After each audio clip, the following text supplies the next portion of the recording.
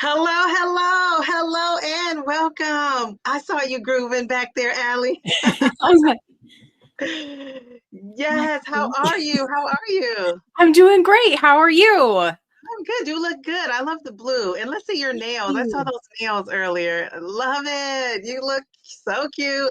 It's adorable. We are You. twinning with these glasses. How about that? Yes, I love it. Love it. I was thinking, Allie, I said, we have a couple of things in common. One is we like to have fun. I can tell that. So we have that in common. We're both Mounjaro. We're Mounjaro sisters, right? Right? That's So right. I love that. I think we are both smart and witty. I think we have that in common. So we'll have to find out tonight what other things we have in common. I think it's a lot more, but those are the three things that came to my mind. I will say there's a cool fact in this chat, and I'm going to put it up here. I'm going to start it off with this fact. Fun fact. This is Cookie. my girl Cookie. I love her dimples. You see those dimples, Allie?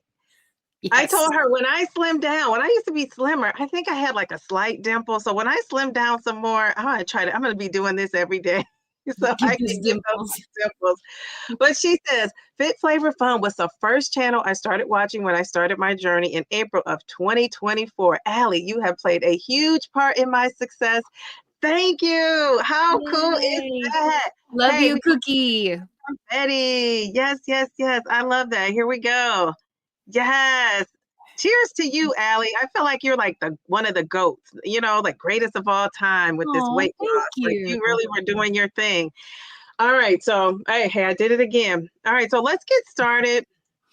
We have some folks in the chat. Let's just see who's in the chat to start us off. We have Mel. Now, she was in here at 1 o'clock, 1:59, it says, and she says, hi, DD, Divas, and dudes, and welcome back, Allie. It's so exciting to have the two of you together. We love that. Felicia says, OMG, DD and Allie. I love that. And then we just had our comment from the lovely Cookie there. Love All right, Cookie. Allie's in here saying, get ready for facts, fun, and the shenanery of it all. Doris, how are you? How are you? She says, hello, all. So excited. I was looking forward to this, and so was I. So was I. Thank you for stopping in. We have Empowered Wellness by Teddy D. He says, hello, everyone. And Ready. hey, Teddy. I love saying her name, Limitless Living with Shanta. I feel like she needs to be like on Broadway with that name. Yes, She says, neon lights for sure. yes, I made it. Yay. Okay, thank you for stopping in, Shanta. Mail to the B. You must be done with whatever you had to do. Wanda, how are you? She says, hey there, guys, checking in from NC. I'm sure that's North Carolina. Yes. This is my girl. Hey, hey, hey. I call her Mayor Mindy. Mindy is everywhere, isn't she, Allie? He's always, she's always. she's I'm so jumping from TikTok to Facebook to go into and then I'm on the pen live and Mindy is just there. She's just Mindy there everywhere. there. I She love is. it. I love it too. Just a support for us. I love that. All right, who else do we have in here? We have MVP. She says, hi, Dee, Allie, and community. Nice to see you both. Hey, MVP. Thanks for stopping in. Real Journal Talk with V. Real Journal Talk with V. I'm glad you stopped in here. I didn't think you were coming tonight, but since you are here, I have to give you, Allie, I got to do it for our girl. Happy birthday. Happy birthday, Yay. Real Journal Talk with V. It was your birthday. Yes, yes, yes. I love a good birthday celebration. How about that? Love Okay, that. who else do we have in here? Let's see. Oh, Simply Taisha. She says, hi, DD, Allie, and Divalicious Spam. Love that. Love that. Okay, so that's the crew we're starting off with in the chat. Anybody out there watching, don't forget to hit that like button, subscribe to our channels, support us in any way that you can. We would love that. And then I would say, come and join us in the chat. Come and join us in the chat. Have some fun with us.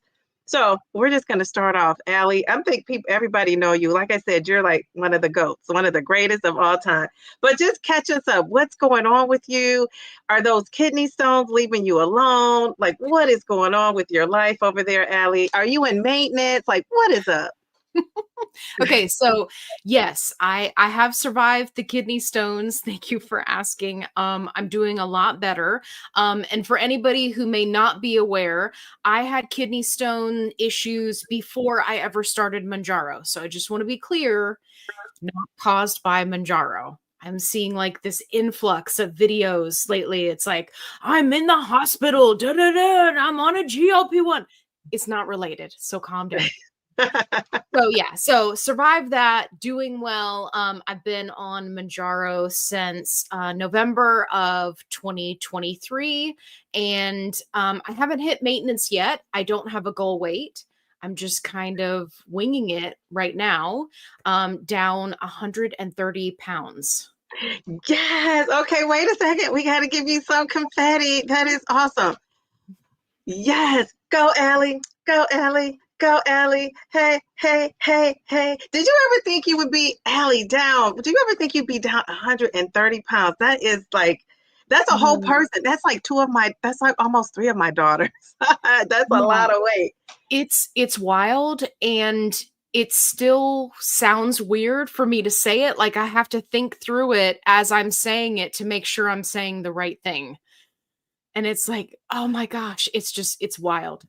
It's wild. So how has your dad reacted? Because, and tell us like your family, how have they all reacted? But I wondered about your dad because I remember you talking about your dad and having a picture of William Shatner. You guys went to some kind of convention or something like that. We did, And yes. yeah, so and I know you're close with your dad. So what has he said? Is he like, is this my girl, Allie? What is up? Yeah, so so the last time he saw me, he said, "Where's the rest of my kid?" Which was very sweet. Um Uh, But he did comment that he's like, "Oh my gosh, I can see it in your face. You're starting to look like you did in high school." And no. that was really shocking. And I said, "Dad, you do realize that I'm 41 years old, right?" Like, that is the best compliment you could have given me, like, out of any that you could have thought of, and he was like, "Oh, good, because I wasn't sure what to say." It's a long drive for him to come and see me, and so he was like, "I was thinking the whole time, like, how was I gonna word this in a way that would be respectful," right? Because we have a lot of conversations about, don't comment on people's bodies, and he's an old fella. He's trying to, learn and get hip with the Yeah. times. So that's what he came up with, and I just adored it. I recently got to see some family on my wife's side that I hadn't seen in a long time, and they were absolutely blown away. They were just I like, bet. "Oh my gosh." I was standing in the kitchen helping, and one of her cousins was like, I would not have known that was you until you turned around and I saw your face." And I was like, yeah, Uh, 'cause it's been a long time since they've seen me. So Gosh, and that has to be a good feeling. it is. It was good, and then, of course, there's the barrage of questions that comes after that, and you know me, I'm very much an open book, so it was, "Hey, can I ask you questions? Like, what's go" and I'm like, "Yes, but you need to just be prepared if you don't want to hear all about my constipation and all the fun things that happen on a GLP-1, right? Because 'Cause I'll tell you." So yeah, so we had a really interesting conversation, and I felt like it was very educational for them because a lot of what they see is just, celebrities, microdosing and all that jazz that you see, right? That the media portrays. They don't get to experience people in real life. Yes. So Well, that's good. That's good. Well, we have a super chat. Oh my goodness, Mel to the B. She Lovely. says, ladies, what's up? So excited for this. Love you, Dee Dee. Thank you for being here, Allie. We love that. All right, let's give her Yeah. a thank you. I just love Woohoo. this, Allie. This is like so much the teacher in me. Horrible. It gives me so much joy to have that little stamp, because teachers do have stamps, even though I've kind of shied away from the stamps, like as of late. They can get messy, but that stamp doesn't, I don't have to worry about that. So I will just say, Allie, I am down. Well, technically, because I haven't done my weight loss update, but I am down, I think 73 point something, two or four. 6 or 8 pounds. And so I had gotten down 75 pounds, and then I went on vacation. And actually I went on a world tour on my birthday, the whole month of July. I was eating this, eating that, but eating out, not like overdoing it so much, but just, the salt and the sodium of it Yeah. all. And I Right. was having lunches and dinners, and that's the month like all my friends call me up and say, "Oh, let's have dinner, let's catch up, let's have lunch for your birthday." And so I had said to on one of my updates, I said, I'm going to start telling people, let's have breakfast, because breakfast, I feel like is, you could really load up on that protein. The things I love are breakfast protein. But people were like, no, I can't really meet till like 11:30. Let's do brunch. Or they were Brunch like, is oh, good. no, I want, they were like, oh, this is by this place. So, and, I'm so flexible. So it didn't bother me. But so anyway, I gained 2 pounds. I think it was 2 pounds. I gained 2 pounds. So I'm like, no, I'm not at my 75. So we will see tomorrow if I can get back to the 75. Now that's one difference with us, because we're both Mounjaro sisters, right? But you lost your average. Now my average might slightly be under a pound now. It was 1 point something, 1.1. So now it might be like a little bit less than one, like a 0.8 or a 0.9.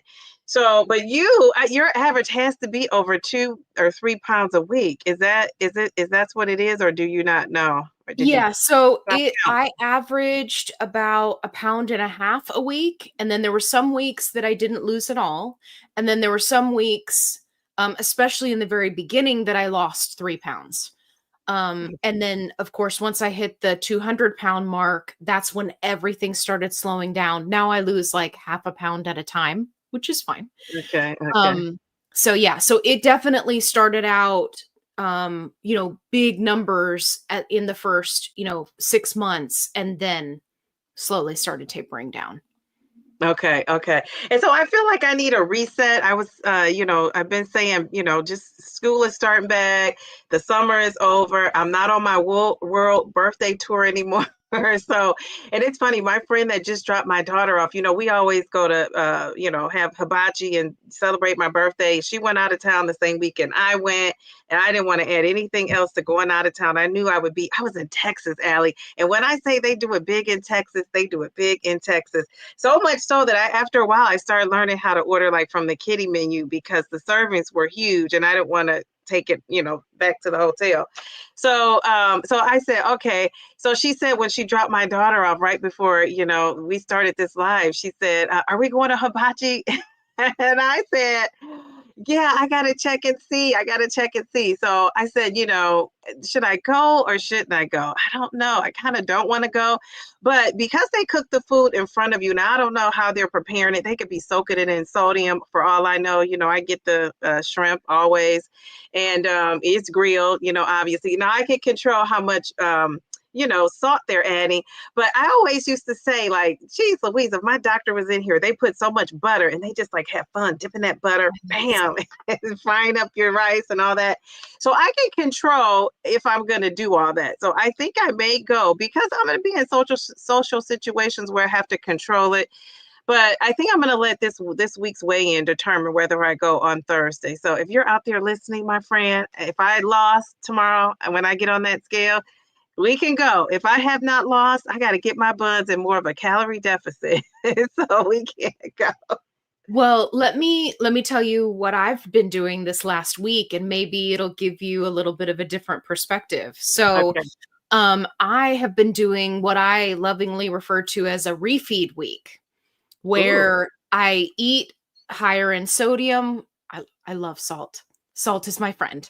I eat higher sodium. I'll do a little bit higher carb. I'm not going crazy with it, but I don't keep my carbs as low, right, as a type 2 diabetic as I should be. So I just kind of give myself a week of, I don't want to say eating intuitively, but I'm not restricting quite so hard. And I'm eating at maintenance level calories. Okay.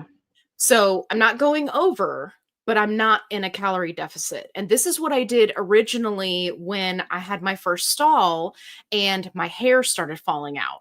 And I was like, oh no, we need to put on the brakes. I'm not getting enough nutrition. So, and I said from the very beginning, if all my hair falls out, totally fine. I will shave it. I will wear wigs. I will do all the things. So, but I figured, okay, we're at the beginning of this. Let's get out ahead of it. So I upped my vitamins and I immediately went to maintenance level calories. Oh, wow. And I was able to turn it around just in the span of 2 weeks, and I broke my stall. Oh, wow. So it worked really well, and I felt amazing, right? Because I wasn't in a calorie deficit for 2 weeks. And I was like, this is what the real world feels like again, right? Because we get so caught up in the calories and the how many Yeah. pounds did we lose. So I tell you all this to tell you that I am up 7 pounds this week. Up 7 pounds. Wow. And you're not in a panic about it. I love that. No, no. As a matter of fact, I don't care at all. It's wild. I actually went shopping to Goodwill and I got a size smaller pants. And being up 7 pounds. Yes. Okay, Now, wait. We got to celebrate this, Allie. Go, Allie. Go, go, go, Allie. Go, go, go, Allie. Shake it up, shake it up. Go, go, go, go, go, Allie. I love that for you. I love that. You know, that just freed so many of us from feeling like, you know, we got to lose, we got to lose, we got to lose. And then when we gain, we're so bummed out. But I like how it's kind of like you kind of planned how you want it to do. Now, I don't know if you planned 7 pounds, but still, you're no, not letting it bother you. You're just like, hey, no. I'm doing it. I'm doing it. I'm doing it and And doing it well. and this is the first time that I've done this and gained quite so much. And I know what it is, right? So it's the salt, first and foremost. It's the increased carbs. Carbs are not the enemy. Everybody out there, can you hear me? Carbs are not the enemy, but they do require more water to process them through your system. And then if you add a bowel movement on top of that, girl, you got yourself 7 pounds. And you didn't Yeah. even really do anything other than eat a little bit of salt, eat a little bit of carbs, right? So it's just one of those things. And I don't know, it felt so great to get on the scale and see that number and go, I don't care. Life is good. I feel good. And of course, it helped, getting in the pants that were a size smaller. That was just like a double win because I Right. don't feel any larger. I don't feel bloated. I don't, right? Like all the things that we feel kind of as we gain weight. So that's why it's all just temporary. I So love that. It's temporary. I think that's the temporary. difference with being on a GLP-1. It's like I feel like we can make the decision for like the next meal or the next day as opposed to wait until a week later to start all over, right? Start on Monday, start on Sunday.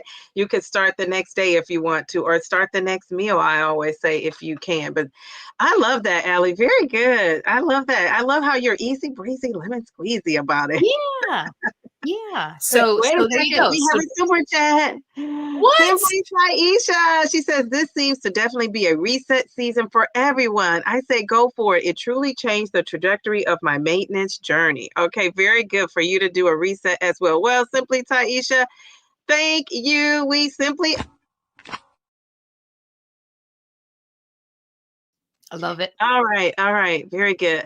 All right. So, did you want to say something else, Allie, before I brought up that super chat? No, I just wanted to throw out that I think that we got a question in the chat from Okay. Where Mel. do you see that at? From The male to the QQQ. B.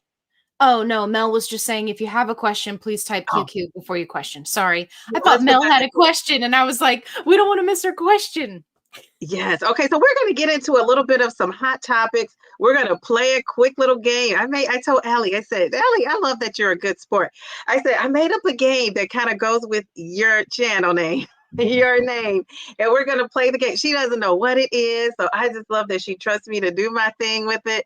And we're going to have fun. And then we also want you also to play the game. So we're going to have to look in that chat, Allie, once we start the game. Okay. And let me see. I'm just looking through the comments in here, seeing if we have we have Paula, Linda's Journey. Hello, you guys. Paula. We got Reset with Anissa in here. Slim's in the making. I love that name.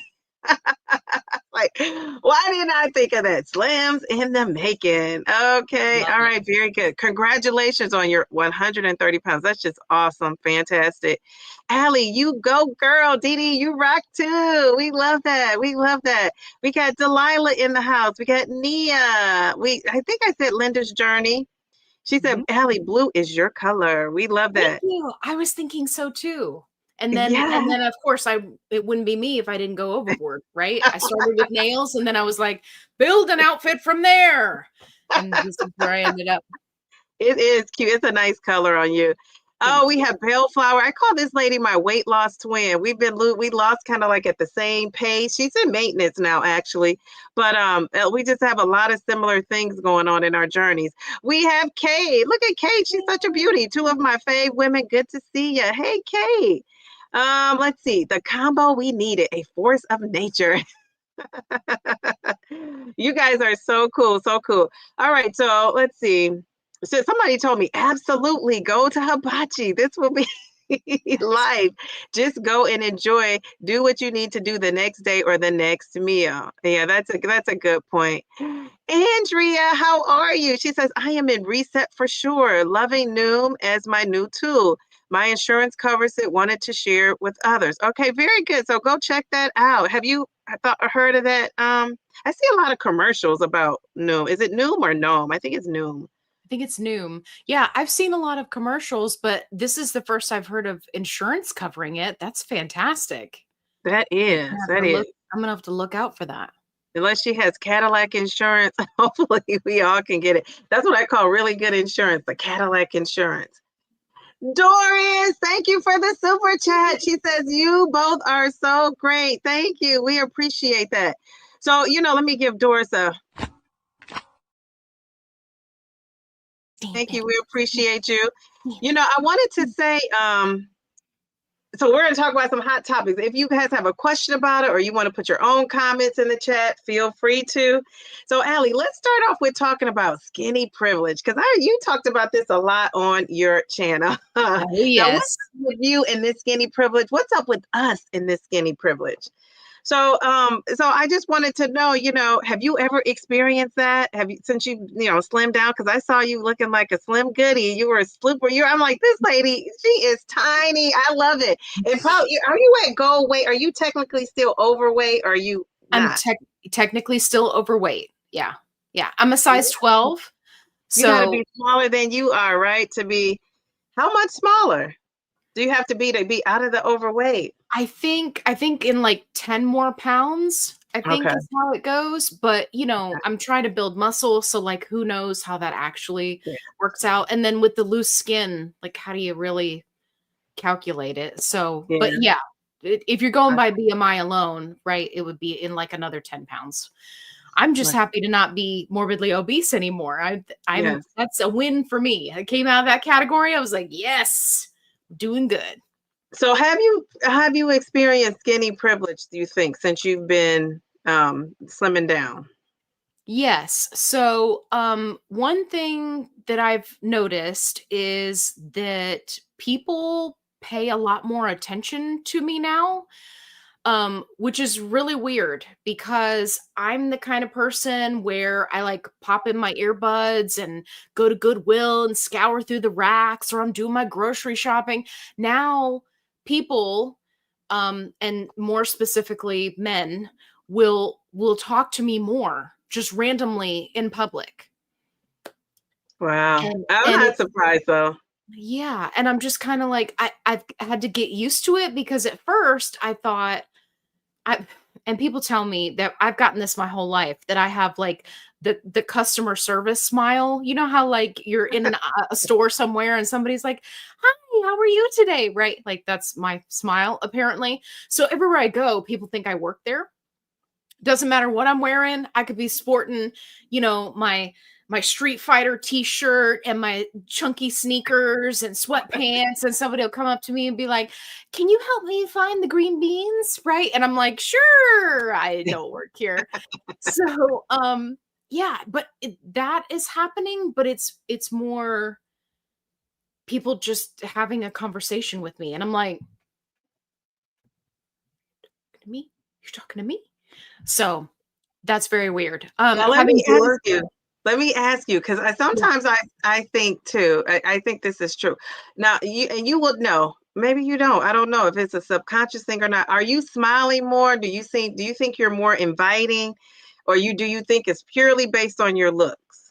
it's purely based on looks. Purely looks. Okay. Yeah. Okay. Yeah, because I smile everywhere I go. Like I Okay. smile, I say hi to people. I'm very much like a hey, how's it going? Um, Perfect example. I went to Walmart to do a return the other day, and I live down in the South where you know, long-time married couples don't necessarily go into Walmart together. The guys they like to hang out on the back of their truck, and Oh so wow. this older gentleman, he had to be in like his 60s, or maybe late 60s. He was just sitting on the back of his truck, and I was like, "Hey, you doing okay?" And he was like, "Yeah, my wife's just in there shopping. She's gonna spend all our money." And I was like, "Okay, well, I'm gonna go find her, and I'm gonna spend your money too, because that sounds like a lot of fun." And he was like, "You better watch yourself, little missy." Anyway, came back That's and too funny. he was like, "Where's my wife? What'd you do with her?" I was like, "Well, she's in there paying." Jeez, Louise. You know, I've kind of had like some ups and downs along my life, but when I was smaller, yeah, I've always gotten a lot of kind of male attention. But here, when I got the 300 plus pounds, it just kind of diminished. Like I would get looks. Now I'm kind of getting like double takes, which I was getting before I picked up a lot of weight. So I do think it is because for me, I smile, all the time. I do really keep a smile on my face. But I know a lot of people have been telling me that, on this GLP-1 journey that they have like the resting bee face. So, and they say even though they have slimmed down, they're still not getting that male attention or female attention, whatever attention they're looking for because they don't look, they're just used to looking Approachable. that way. So that's Right. why I wondered if it was partly that. But we know skinny privilege is a real thing. It's just men are very visual.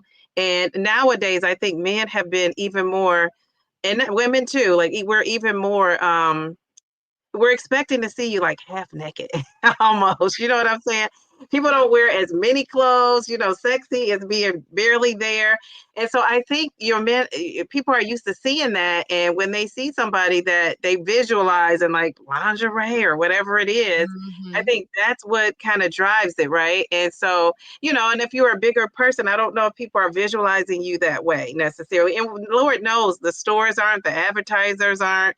Right. When you think about all the romantic comedies, there are not very many with plus size women. So I think Hollywood has definitely fed into that, that looking a certain way is currency, right? And I think you said in one of your videos, like I think you said some of the thinner people are probably feeling like we're not in the club all by ourselves anymore because a lot of us are joining them. And Allie, you're in the front of the line here. I'm taking your skinny privilege and I'm gonna run with it. I'm gonna do Yes. all the shenanery with it. How do you Yeah. think we overcome that? Like, what do we do about it? I I don't know. I think the most important thing to remember anytime you're in a situation when you're given a lot of power is to not take advantage of other people. Yes, that's a So, good one. and also stand up for the little guy. Yeah, So that's I a know good that one. one of the things that kind of goes along with skinny privilege that I'm experiencing more is now that I've lost 130 pounds, people feel comfortable making fun of overweight people around me. You said that. You really? Jeez, Yeah, Louise. that's a big no-no in my world because I will lay it down. And I have embarrassed quite a few people and been like, "I'm so sorry." "What?" "No, No, you're not now gonna." that you bring that up, I have to ask you. I feel like you've been like a little less laying it down. I feel like you've been a lot like more gentle. Have you, Allie? Am I Yeah. imagining that? You have been a little bit more gentle? Yes, yes, yeah. Okay. Why is that? I think that for some people, especially, and I'm finding there are so many new people that are just, coming to my channel, they see my helpful tips and tricks videos that where I'm very like, like I am now. Like I'm just being me. I'm upbeat. I'm like, hey, yeah, we could do this. And here's how you, and here's 5 things you do, da, da, da, da, da, right? And I'm just trying to help people. But then the next video they see is where somebody left me a nasty comment and I'm laying the smack down and, making fun of them. And then they're like, Allie, what's happened to you? You were so nice. What's going on? And I think it's really jarring for them. So I've been making more of an effort to try to space those things out. So they're Okay. still a part of my program because they're still part of me. But I'm doing a better job of spacing them out so it's not quite so much for people. Okay. I love that. I thought you took it even easy a little bit on Dr. Bird. I did, and I still got flack for it. There Did were you a whole bunch really? Yes, there were a whole bunch of people in the comments, and they were like, "Oh, yeah, but, this doctor, they say all these good things about these other things." And I'm like, "Well, I didn't say that they're not capable of good ideas. I just said this one thing that they said about GLP-1s was a bad idea." I roasted Dr. Jones pretty good. Dr. Jones. And I follow his content because he cracks me up with the things that he says sometimes. I think that people, it's kind of like they just think about things very black and white, but there's all these other colors in between, right? Yeah. So Yeah. it's like you're giving somebody a hard time. Like I've had people who make videos about me, right? And roast me. And I'm like, hey, great job. More power to you. Right? Because it doesn't mean that they don't like me or they think I'm a terrible person. At least I hope they don't think I'm a terrible person. And so, there's room for everybody to say what their thoughts are. And that's how we keep from getting ourselves into one tiny bubble, right? Where everybody around us is saying the same thing. And I Yes. think that is a scary place to be. Yes. Well, thank you. I Personal thought level. so. I said, I think she's like taking a little bit easy. And I love that. I love that. I Yeah. think people have to evolve and change and, you just do your thing. You see something, you might change your vibe and then you might go back, you just never know. Mhm. All right. So let's talk about the celebrities of it all. Cause I even made a video about Lizzo, my girl Lizzo. And I just wonder, what do you think about these celebrities that, it just cracks me up. And I get, let me just say this before I even start. I get everybody who loses weight is not from a GLP-1. I'm not assuming that, but some of these ladies that I follow have been working out, saying they're working out, they're doing all the things. And then all of a sudden, when the GLP-1 comes out, you see them 6 months later and they're slim. So to me, it's like, cause and effect, it's like it just Yeah. matches. And then, I remember Lizzo, people were like, oh my gosh, she was using a GLP-1. She's like, oh no, I didn't. I didn't use it to lose weight. And then she came out and said she tried it before, but that's not what, caused her to lose weight. So it's kind of like, I don't know. I'm going to take her at her word, but she was really big on body positivity. So my first question to you is, do you think you could promote body positivity and say, love your body the way it is, and then go on a weight loss journey and lose weight? Absolutely. 1,000,000%. And I will specifically follow creators who say exactly what you just said. Because unfortunately, in the time that we're in now, there's so much backlash when it comes to being on a GLP-1, right? Yes. Like it's not safe for people to say, "Hey, this is what I'm doing." And I mean, a really good example is there's a fitness guru named Janelle over on TikTok who has 20 billion followers, and she sold her fitness plan and all this stuff. Like everything about her channel is fitness and food. And she ended up going on a GLP-1 and lost, I think it was like 20 or 30 pounds. And the amount of backlash that she had is still going on to this day. Oh, wow. And this is something that happened like I'm pretty sure A like while 2 ago, months right? ago. Yeah. Yeah. So, and every single day there are still nasty comments. She'll be like, "Here's a new chicken salad recipe." And then people are in the comments like, "Does it taste like Ozempic?" Right? Is it a GLP-1? Right, right. Oh my goodness. Right, and it's just it gets old, and I can't imagine what that would feel like, as a creator, like, you're having to ignore that. And, when you're in the spotlight, people expect so much from you, especially getting to that point of body positivity, because there are people in the body positivity movement who are anti GLP-1. They're like, well, you're not body positive if you want to lose weight and get healthy. And they're entitled to their opinion. That's right. Like there's room at the table for everybody. But it also sets the stage for people to not feel safe to be able to say, yeah, I decided that I wanted to lose 50 pounds for my children. I wanted to, get my blood pressure under control. I wanted to get my blood sugar under control. I wanted to, feel better in the things that I want to do. I want to be able to ride a roller coaster and not have to, be embarrassed about sitting on the seat to see if I'm going to fit, right? Like there are so many different aspects to it, and I think that people get cheated out of being honest Yeah. if they're in the spotlight. For the backlash of it all. Yes, and Yeah. I do agree with that. I do think that because I remember you make the connection with yourself. I remember when I was 300 plus pounds and I was just thinking like I might be stuck here, so I'm gonna embrace it. You know what I'm saying? Yes. Like, I'm gonna Yes. be the best looking 300-pound lady that, dresses nice, looks nice, carry myself a certain way. And I took pride in that, right? But I Mhm. also knew that it was unhealthy at some point. And I think what Lizzo said, which really resonated with me, because I could just imagine, she said like her knees were hurting. She still, Right. loves the big body. She was body positive. She still is, but she said she couldn't perform the way she wanted. She was winded, and people were giving her so much props for keeping that energy on stage, but for her it was behind the scenes. It was difficult.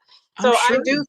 I do see where she would want to say like, okay, I got to do something about this. But I think that's where, some of the fans felt a little betrayed, like, oh my gosh, you were so about body positivity, and then now you want to be slim. And I think when it really gets into your health, because I know some people that are 400 pounds that aren't diabetics. I think we just Mhm. assume when you're bigger, you have high blood pressure and diabetes. There are some people who actually don't. Now, what it's doing to your insides and all of that, we know things are going on in your insides that maybe has not reflected yet in your blood work, but it catches up with you eventually. And Yes. so, I can see that.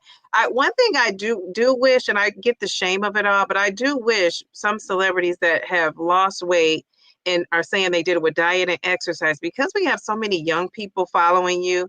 I almost want them to be honest about it, or just don't talk about the weight loss of it all at all, Yes. because you have those young people that are so easily influenced, and they just think like, well, I don't need to use a GLP-1. I could just diet and exercise, when the person you're looking up to is not just dieting and and exercising. So, and that's the thing about being a celebrity, right? It's a double-edged sword. Either way, it's just hard to win. But this fascinated me because there's so many celebrities. I know Rosie O'Donnell, she takes Mounjaro and she looks good. Mhm. I just saw her recently. Megan Trainor came out and said I think she's taking Mounjaro as well. Lizzo tried Ozempic, right? Amy Schumer admitted to taking Mounjaro. Wegovy, she said she tried. My girl Oprah, I know you're not the biggest Oprah fan. I love me some Oprah. Oprah admitted to. Now she hasn't said which one, but I'm thinking Oprah took Manjaro, right? Because I just think she did, but she hasn't said. So I'm gonna say allegedly. And Yes. then that reminds me of Charles Barkley. I know he was on with her and Gail one day talking about Yes. Manjaro, so he's Mhm. taking it. I love the fact that he's a big athletic guy that came out and said he was taking it. Kelly Clarkson. At first, she didn't want to admit it. she got in tricked up in there. And then I remember that her talk show, she had Whoopi Goldberg on, and Whoopi has been so out about it. Like, I'm taking Mounjaro, that's what I'm doing. And Kelly admitted to taking she said she wasn't taking Ozempic, but she never said what she was taking. So she hasn't really claimed anything yet. She said she's taking something other than Ozempic. So we all just assume it's the Cadillac Mounjaro. Yes. But yes. Who knows? And then they say James Corden was taking Ozempic. Now, I didn't know that, but he said he was emotionally eating. So he started taking Ozempic. So I'm going to say allegedly, but that's what my research told me. Tracy Morgan, I remember seeing him, like the Saturday Night Live funny guy. Yeah. He was like, I was taking, I took Ozempic, and he said, then I went and ate some Doritos, but I couldn't eat the whole bag. So that's a win. I know, but that kind of talk when he was talking about, I still eat the same. I think that kind of perpetuated that stereotype of everybody who's on these meds are just eating whatever we want, but less of it, and we're not adapting healthy lifestyle. So I almost was like, I wish he had not said that, but it is what it is. I mean, hopefully the audience is, with it enough not to, assume that everybody is doing it like that, because, the people I follow here on YouTube and are interested in are incorporating healthy lifestyles. And so one more, I got a couple more. I watch the Housewives. Are you a Housewives lady? Like Housewives of this, Housewives of that? Okay, that's my guilty pleasure. It's out there now. But there was this one lady, and her name is Heather Gray, and she is on the Housewives of Salt Lake City, and she stood out as being the bigger person.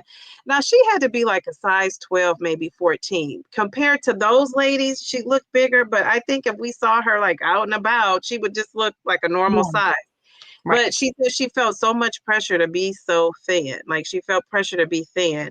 And she started taking, I want to say she took Mounjaro, maybe it was Ozempic, and she lost 30 pounds or something. And so she said that she noticed that the ladies even treated her different. I mean, the ladies that she was friends with, I'm thinking, geez, Louise. So it's a real thing, like that skinny privilege, and that now we accept you even more if that's a thing. Like, now you're even more accepted into our group because you're thinner. And I just think that to base people's value in life on how they look is just never a good thing. It looks fade. I was saying this last night, Friday night. I said, like Judge Judy used to say, looks fade, but dumb is forever. Forever. I love Judge Judy. Yeah, I think that I think the route that we're going is there was a Netflix movie that really didn't do all that well. It was based off a book. It was called The Uglies, I think. The Uglies. Ooh. Yeah. Anyway, it's like a teeny bopper book, but essentially, everyone is transformed into a beautiful person. And then it was like everybody was the same. They were like, everybody acted the same. They wore kind of like the same clothing, right? Like, they all just kind of looked the same. Everybody had the same interests. Like, it was, anyway, it's a good one watcher, but certainly not my favorite movie of all time. But what did you say it's called again? If I don't write it down, I won't remember. You said it's called The Uglies? It's called The Uglies. Yeah. Okay. So, one thing that really stood out to me from this movie was that, there was so much pressure to become beautiful, but then once you were there, it was like there wasn't anything special about you anymore. And I think that will be the next phase of where society heads, because once we're all thin, it's like, then what? If there's no longer skinny privilege, right? And there will always be people, that are, various sizes and things like that. So, I mean, we'll still have diversity, but if there's the option there and everyone has it, which hopefully will be the future, then it won't be the social currency. It will evolve into something else. Right. But you know what's going to happen? Then it's going to be something else that's going to become the social currency. It'll be something else that'll take over. And what will that be? I don't know. But it'll be interesting to see. It really will. We Yeah. have another super chat. What? Simply Yeah. Taisha. She says, I think that many people are just unhappy with themselves and looking for reasons to be angry. It's easy to project that onto someone online. Yeah. Yes, yes, yes. I agree with that. I agree with that 110%. Well, Taisha, we got to give you a thank you. Thank you for that. Stamp, Yes, we stamp. love it. Wait, we also have, I noticed the super chats and I noticed some gifts, but I was letting Allie finish her thought. So I didn't want to step in. But Mel B, she gifted 5 Downsizing Diva memberships. And the funny thing is, Allie, you never know. Like on StreamYard, they don't tell you who's getting that. So I'll have to check the analytics. But thank you, Mel, to the B. Okay, let's see. Let's give So her awesome. that. Stampy stamp, stampy stamp. Okay, you have some questions in the chat, Allie, and then we're going to talk about. Oh, I got questions?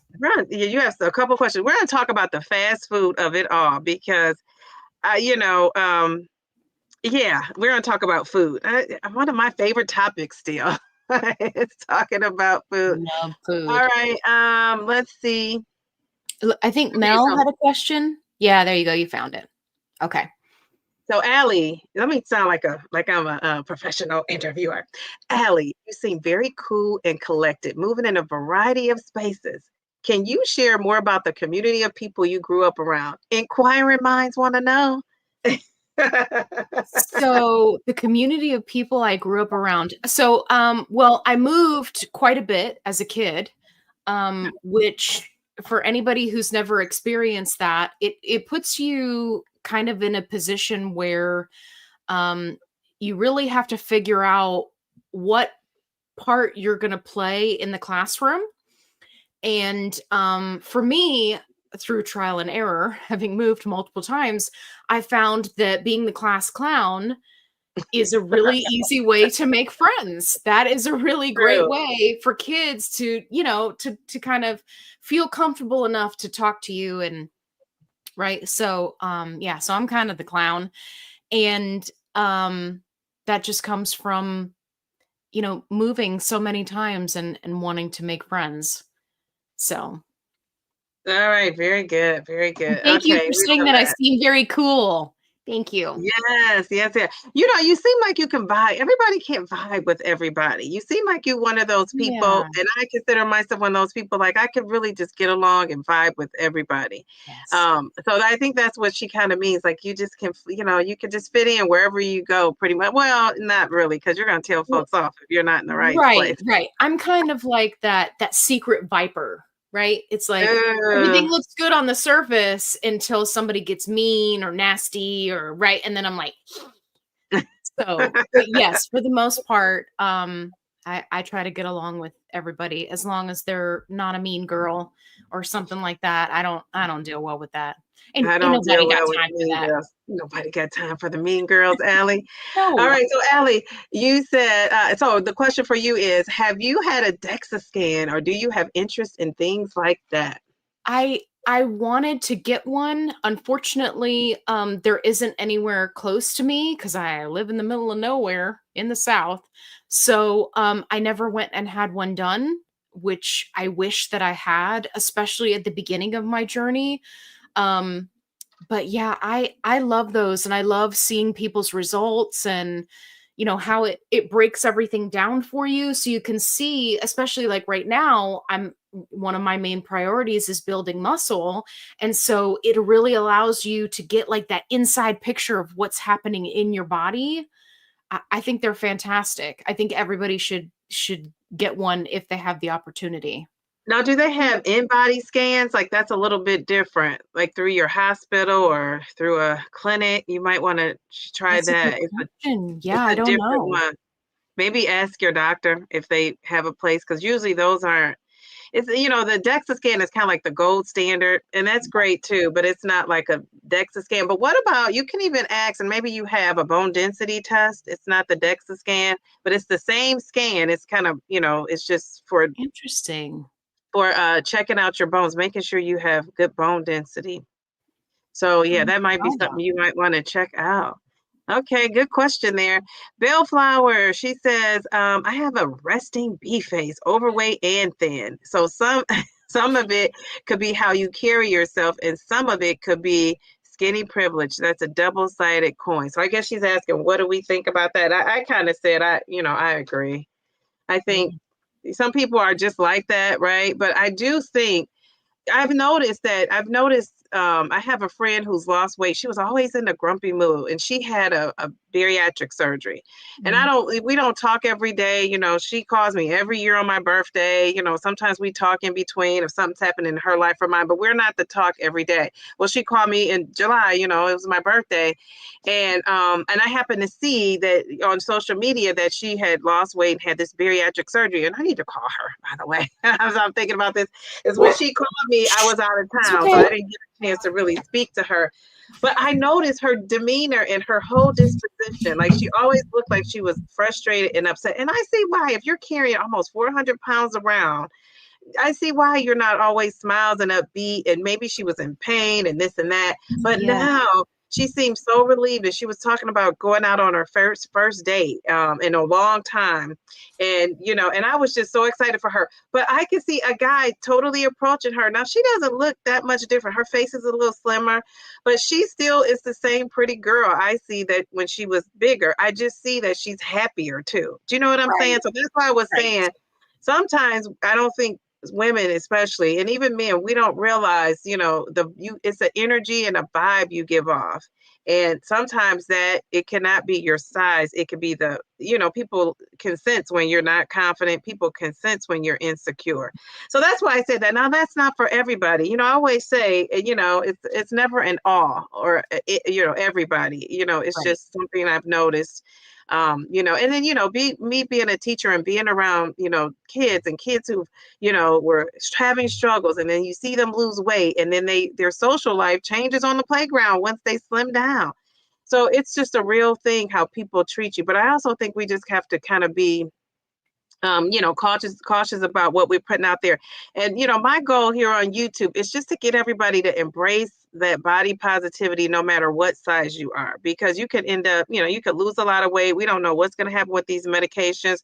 We don't know what medical thing could happen with us, and we could end up overweight or gaining half the weight we lost back. And I think you have to have confidence that you're worthy and you're beautiful, and no matter what size you are.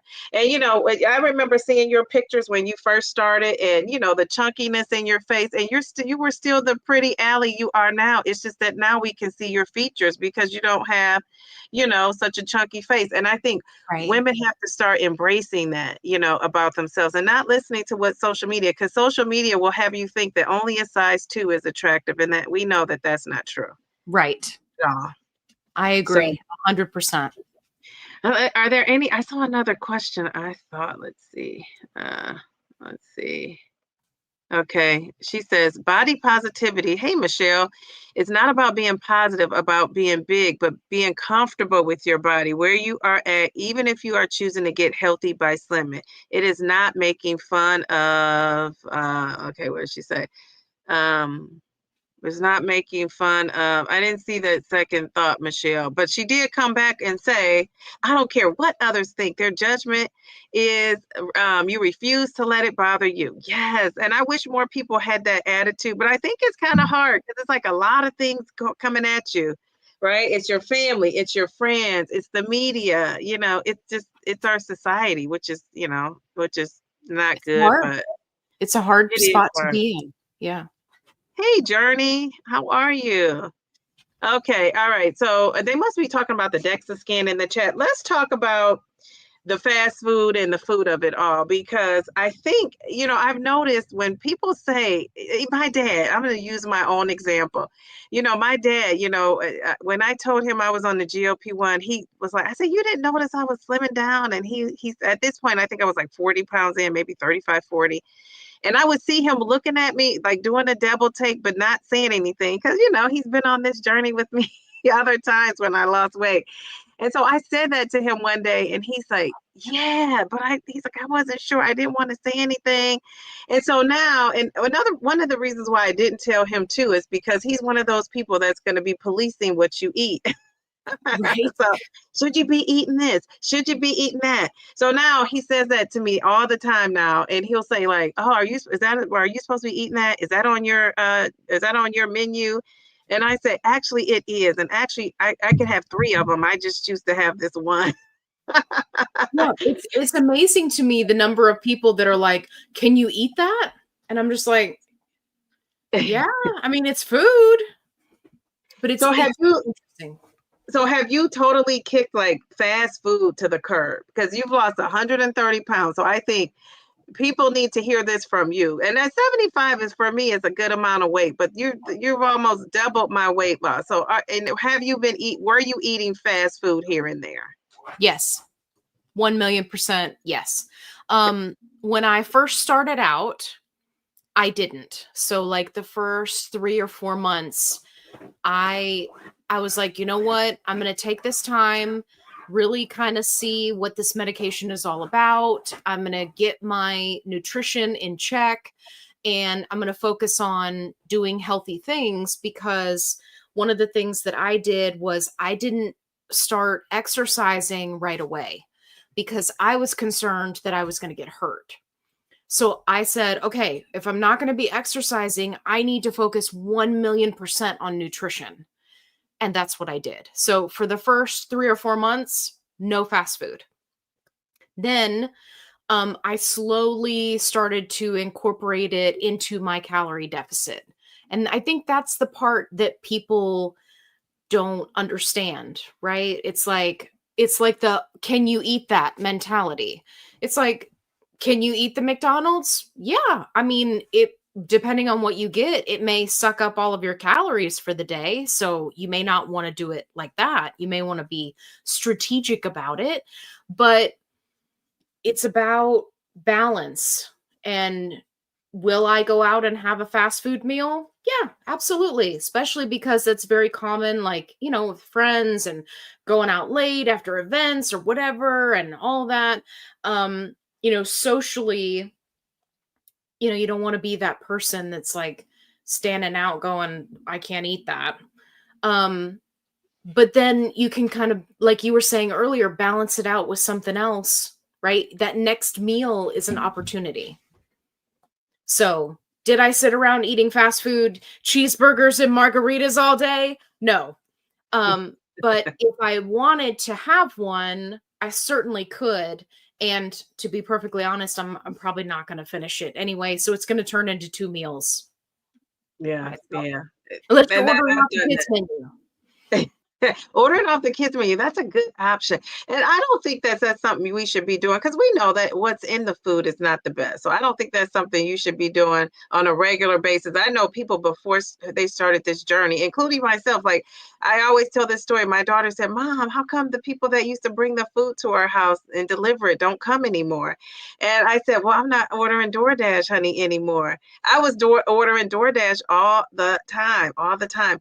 And so it just freed me up from doing that because, not wanting the fast food and thinking about more healthier choices. But I do think there comes a time when that maybe that's all you have to, a quick something you got to grab, especially Mhm. me with my daughter, and we grab something. Now, I'm not a fan of going to McDonald's, but like Chick-fil-A, which probably is not you know, they say with so many ingredients in that Chick-fil-A, but I mean, that salad is just not to be played with. I love their salad. Their salads, they have good salads. I just love it. So, but I'm very cautious now about what I'm eating, how much I'm eating, and it's also a part of what calories. And if it's not, I might be a high calorie day, and then the next day I reduce it down so it averages out. So that's Yes. kind of how I make up for it. But I think are there bad foods? I think they're not. I won't say bad foods. I think there are foods that aren't good for you. Let's say that. But I think everything has to happen in moderation. Unless you're one of those people that could just cut things out and never look back. If you could keto it out from here till you you leave this earth, that's good for you. For me, I don't think I could do that, and I don't think I'd be happy to do that because I Right. still want to be on this journey losing weight. I still want joy, the joyful things in life, and God made food. He made it for us to enjoy. Now, have we like kind of it took it to another level with the artificial this and the artificial that. Yes, but people are even vilifying fruit now. It's like, leave that fruit alone. I mean, why are we doing that? So I just think that we have to think all things in moderation and not be so caught up on, is this a good food, a bad food? Sure, there are some bad foods that are just chemically, Sure. formed and all of that. But I think if it's a God produced food that you grow or you could access, I think that it's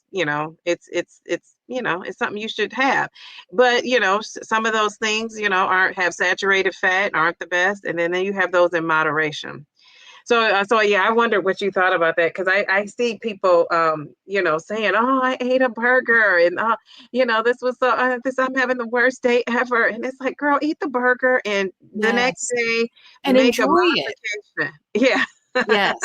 And one thing about me, you will never catch me going to Chick-fil-A, getting some grilled nuggets and a kale salad. It's not going to happen.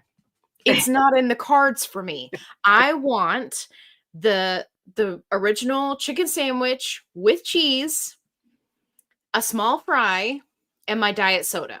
That's what I want. If I'm going to Chick-fil-A, that's what I want to eat. I don't want to eat rubbery grilled nuggets. I do that at home all the time. I don't want that's a true. kale salad. I do that at home all the time. But or like the other day, I was out shopping and I was like, Chick-fil-A's open for breakfast right now. Yes. And so I got a chicken burrito because that's my favorite thing. Are there other healthier options? Yeah. But we're trying to live life. And if somebody said to me, "Hey, if you're going to go on this GLP-1, you can't do these XYZ things for the rest of your life," that would be really hard. And for me personally, that would be setting me up for failure, because anytime, sorry, my dog's coughing. That's Um, okay. anytime that I have like severe restrictions that I've just placed on myself, that's when my brain starts going, how do we find a way around this? But instead of Yes. doing that, I just have my Chick-fil-A chicken sandwich. I slather it with mayo. I get the extra pickles. I enjoy myself. I stop when I'm full. And then I don't think about Chick-fil-A again. Yeah. I'm good. Like Yeah. I've met the craving, I've satisfied it, I feel good, I got in some protein, right? Because it is chicken. And then I can just move on with life. And then the next day, right, I'm back to, kale salad and chicken wraps and things like that. So it's not, it's just not the end of the world. Yeah, and I think you might have those people too that, how you have some people that can't go off of a plan, or, they Yes. can't take a detour because that's just going to Yes. throw them off. And I think those people, fast food and, having carbs or fruit or whatever you're doing is not for you. And I'm okay with that. You should be okay with that. Oh But yeah. I'm talking about the people that feel like they can handle it and can handle it. I think you have to give yourself grace, because I think if you're so chop, chop, chop, once you do, veer off, then you're just going to be beating up on yourself, right? And that kind of leads to a spiral of it. I think making food seem so bad. That's why people, I think, get into, having disorders with eating, right? Yes. Because everything, you feel so guilty, so guilty. You feel like I got to do something. And the quickest way is to do something that, we know is not the healthiest. So, Yeah. I just want people to say out there, if you're saying, I don't think they should be having fast food, well, don't you eat it, but let me have mine every now and then. Every now and then. But I do love a good, I have an 8-year-old too. It's like sometimes the best choices are, it's not always easy to prepare ahead of time. So I just got to live, and, I just got to give myself grace. And the next choice, when I have control over the choice, it's going to be the healthiest choice I can make. And that's how I'm kind of looking at it. All right, so let's just do a few more, then we're going to play our game. What time? Or we're an hour in. We got to get to this game. So let's talk about, let me ask you this, Allie. What's Yeah. something that you could tell us about your journey that you've never shared online? Is there anything? Oh, that's a good one. I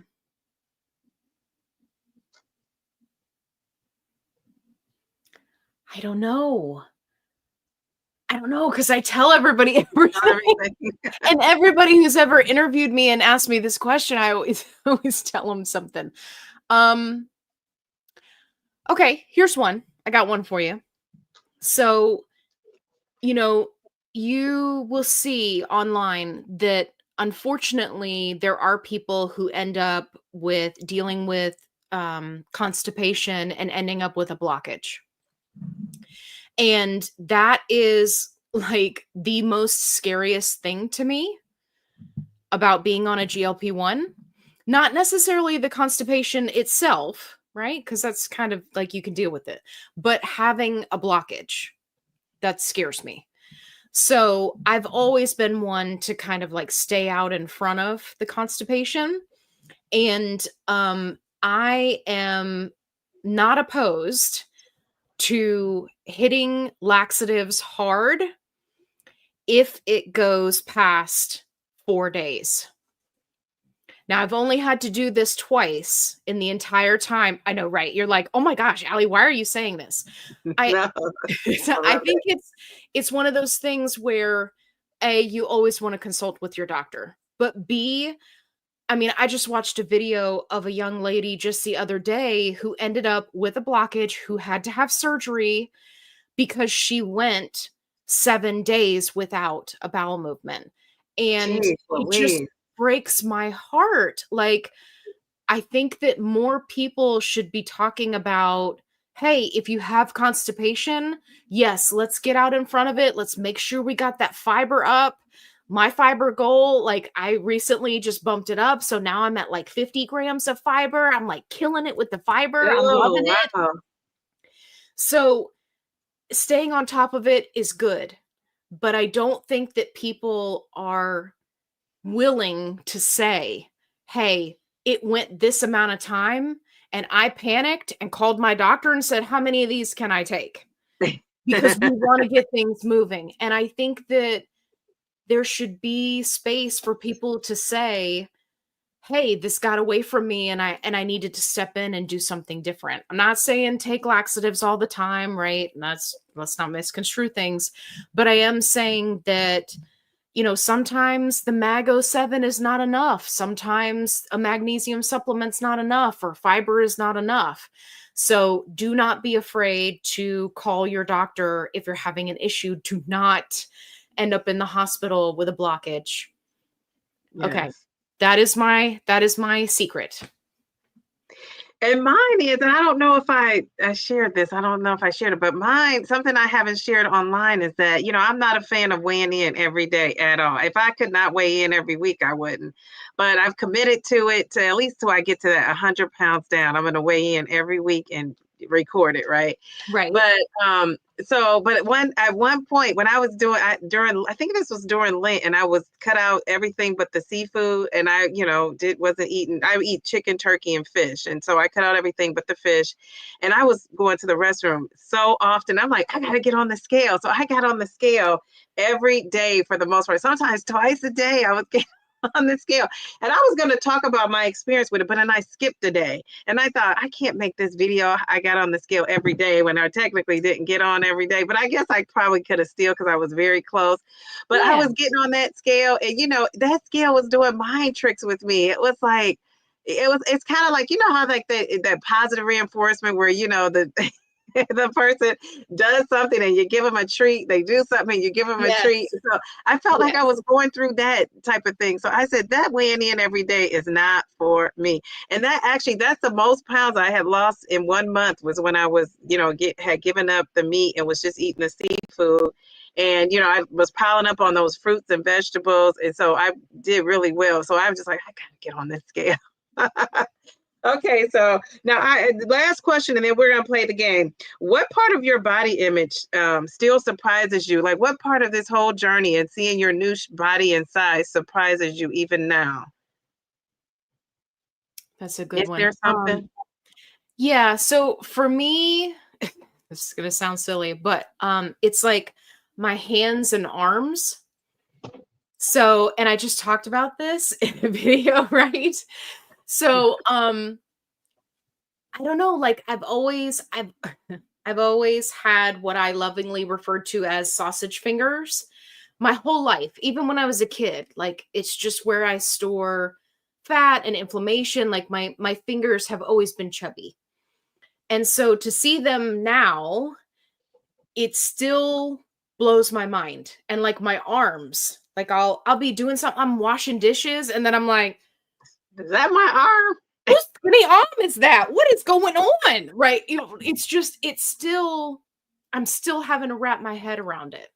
It's just wild. No, I love that. And I'm like that with the clothes. Like, I see clothes and I'm like, I can't fit into that. I was like a size 2X, and then I'm fitting into like extra larges. I'm like, I can't get in this. I look at it and think there's no way. And I put it on and it fits and I'm amazed. And then I thought, okay, it's because I'm in these plus size stores still. Their clothes are a little bit bigger for the plus size. So I was like, I'm going in Macy's and I'm going in the regular department. And I went in the regular department and I could fit an extra large. I almost did a jig in the store, Allie. I was so Yes. excited. And my daughter was like, Mom, I told you that would fit. And I didn't think it would, but because I still, in my mind, I see myself bigger than I actually am. So it really is just like a process. And that's why I think it's okay if you need somebody to talk to about your journey with the weight loss. Because I say to myself, for people who were teased and bullied, and I see it, and that's one of the things I'm not looking forward to this school year, because every year you get a different child who experiences that sort of thing and they don't want to be out at recess. People are teasing them and they're using that term big back now instead of calling you fat. Now it's big back is the word. And that just breaks my heart. And so, just seeing and hearing that and all of that, it's just kind of like, if you're a child, or even if you started, when you were in your 20s or 30s, just hearing like being called names and referred to as different names. What do you do all that with that when you lose weight? It goes somewhere, and sometimes it's suppressed and it comes out as anger. And that's why I think it's okay to like talk about that sort of thing with somebody, and somebody that's neutral, somebody that's like not like a mom, a dad, a BFF, because they're gonna have a different experience because they've lived it with you probably. Whereas somebody else who's like just a different person that doesn't know you and just kind of come at it from a different angle, I think they can help you sort through those things. Because if you're one of those people that aren't married like me and you get in a relationship, you're going to have all that to unpack. And so it's nice to go into a partnership with somebody or relationship and have that kind of sorted out. So that's just my PSA and 2 cents on that. I All love right, it. last question, and then the game is coming. All right. Oh, no, that was it. That was it. Oh, that was it. Okay, That was okay. it. All right. Okay. Okay. So we're gonna play this game, and then we'll go. If you guys have questions for us, and then we're out of here. Okay. So this game is called Fit or That's Not It. I love it. How can I get a name and include her name into it? Okay, so this game is called Fit or That's Not It. So in the chat, we want you to play this game. And then Allie, I'm going to let her say what her answer is, and I'll say what mine is, and we'll go to the chat and see what people are saying. So fit means it's true or it works for you, right? It works for you. That's not it means it's false, a myth, or it's just not for you. And that's okay. This is ultimately like your opinion. These aren't facts, or maybe some of them are, but whatever it is, we'll take it. All right. So fit or that's not it. So are you guys ready? Are you ready? Oh, yeah. So I see we have some new people that came in the chat. We have It's Darium, I saw came in here. DJ Meyer, I saw. I think Michelle, we put her question up. Let's see. Anybody else I'm leaving out? Journey of Life. Hey, Journey, how are you? Okay, so this is it. So I'm going to read a statement in the chat. You put fit or that's not it. Okay. So you can eat fast food on a GLP-1. Fit Oh, or that's yeah. not it. Oh, I'm So saying fit fit. too. What are you Yes. guys seeing in the chat? Can you eat fast food? Now, this is not saying whether you want to or not, but maybe you don't want to. So just say that's not it. Okay. Darian says fit. Okay. All right. We got fit. We got fit. We got a fit. Okay. Fit. Shay is my name twin there. Kate, we got a fit. Even though I spell mine SHAY. All right, we got some fits. Where is everybody else at? Where are you at with your? That's not it. Oh, Nicole said no, ma'am. Bellflower, I'm not eating that fast food. Yeah. That's not it for me. Yes. Okay, very good. Yes, this is your opinion, so that's okay. Fit. Okay, very good. That's not it unless you're eating grilled chicken. As Okay. long as it's not a grilled chicken nugget, I'm good. Yes. Okay, we have a not it. We have a fit. Okay, very good. I love that. Okay. All right. All right, good job. Second question is, or not question, but statement. Everybody is using GLP-1s and Ozempic now, even the celebrities. Is that fit or that's not it? What do you think, Allie? I say fit. You say fit? Okay. Okay. I say fit. Oh yeah. Because I mean, if you think about all the things that celebrities have at their disposal, right? I mean, why wouldn't you? Yeah. I Why mean, wouldn't you? even for celebrities who are already thin, I've seen a couple of them talk about it, and they're like, "Oh, it just makes everything easier. I don't have to work out for 6 hours a day, right? I could just work out for 1 or 2 and, so yeah, I definitely say fit on that one.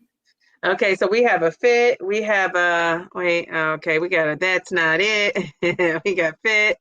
Fit. That's not it. Of course, celebrities. I think they just have a hard time. I was calling you Shay, but then I thought you said Shay with an E. LOL. I'll go back to Shay with a Y. No, I said that's my name twin, but we just spell it different. That's not it. Fit. Fit. All right, very good. We got a lot of fits. Okay, what about this one? Therapy should be a part of every weight loss journey. I say fit. Fit, okay. And I say fit for me too, especially for me. I think if I needed it, I'm going for it. And I might need it and not know it. So clue me in if you think I need something. Let me I think know. I think that there are many people that can benefit from therapy, and like you said, they may not even know it. So yeah, I mean, multiple aspects of life. Okay, so these people are saying, okay, you say yes, Allie, true. Some celebrities are on it too. They are. So Mhm. people are saying fit, like, so that's not it, fit. Okay, so some people are open to it. Fit for you. Very good. If you need it, yes, yes, Yeah, yes. Fit or not, absolutely. but it depends on the person. Very good. Dee Dee, I need it. All right, Mayor Mindy, hook me up. I'm in the Ohio area. Hook something up. Okay, depends on if you need it. Depends. Okay, okay, very good, Yeah. very good. I love that. And to add another layer to that, I think it should be 1,000,000% covered by insurance. Yes, yes, yes, I do. So that I if thought somebody needs insurance. it, they have I access. thought insurance. I thought a lot of insurances. Now I don't know. I just kind of know mine, but we have like a certain amount of hours of insurance for free, and you can get not insurance therapy, and you can do it for anything. I mean, it's not Right. like you got to have it for this or you got to have it for that. So I have a feeling a lot of insurance companies may have it, and people may not know. Like Yeah. that would be something I don't know. You could call about or if you have a pamphlet on your insurance. If you're interested in that. Flavor, my answer depends. I love that. It's cute. I'm gonna shout this out. Oh, she's saying happy birthday to Mel to the B. Yeah, we're gonna celebrate her tomorrow on my live at 2. Let's see. Fit if it's in your budget and it's needed. It's important to understand how maintenance is so different from losing. There Yeah. should be more ways to celebrate your maintenance. I love that. Very good. Let's give her some confetti. That's a great statement. Yes. Love Yes, that. yes, yes. I love that too. Very good. And I know that's a good way to put a twist on it, a positive twist, because I think sometimes therapy is seen as like a negative thing, and I don't think sometimes it is, and it's not. We got to change that stigma around as well. That it's like a negative thing, like something is wrong with you. It's just unpacking and talking about, your feelings, especially if you don't really have anyone to talk to. So. The way some folks are acting in these GLP-1 streets, clearly many need it. Kidding, not kidding. Absolutely. I agree with that statement. Lifestyle Journey with Cassie B. How are you? I've never seen that name. Look how beautiful you are. Welcome to the chat. JC says insurance can cover, but it's whether the therapist takes the insurance. Okay, so that's a thing too, right? Yeah, I can see that. Many companies have employee assist programs that cover it. My company gives 12 sessions. Oh, Michelle, that's cool. I bet you there's 60-minute sessions too. Go lay down. Geez, Louise. All right, Mindy, we got to check on my insurance. Make sure I can get 12 sessions. Paula says, absolutely, it should be covered with the price lower. Everyone that wants it should be able to use it. I agree. Let's give her that, and let's give her some confetti. Thank you, Paula. We appreciate that. Let's see. Also, they are 60 minutes. And Mel is saying, yes, it's super positive. But we want to say, if that's not for you, it's not for you, and that's okay. Lisa came in and said, love the ouch, Kevin. People just love Kevin. He's like your sidekick. You guys are like Batman and Robin, kind of. I love it. All right, what about this one? Skinny privilege is a myth. Fit or that's not it. That's not it. That's not it. I'm going with that's not it. She loves Kevin. All right, Darian is saying that's not it. Do you know it's Darian? I know you've had to see him in these GLP-1 streets. It's Darian. He's all around too. Oh, yeah. Mayor Mindy, yes, that's my company. It offers 8 sessions outside of health insurance for anyone. Okay, all right, very good. So yeah, we're all saying that's not it. Hello, Michelle Walker. Beautiful pic. It's some beautiful people out in these GLP-1 streets, Allie. I'm like, geez, Louise. Yes. Real talk with Elaine. She says, that's not it, definitely. No, that's not it. Okay, good. We have a couple more. That's not it. You are welcome, Paula. What about this one, Allie? You need to lose weight to be happy. Ooh. Okay. I'm going to say that's not it. That's not it. I'm going to say that's not it too. But for some people, that has been their reality. But I say that's not it. You got to find ways to make yourself happy in whatever body you are in. There is 100% bias to attractiveness. However, it's defined and it has changed throughout history. It has.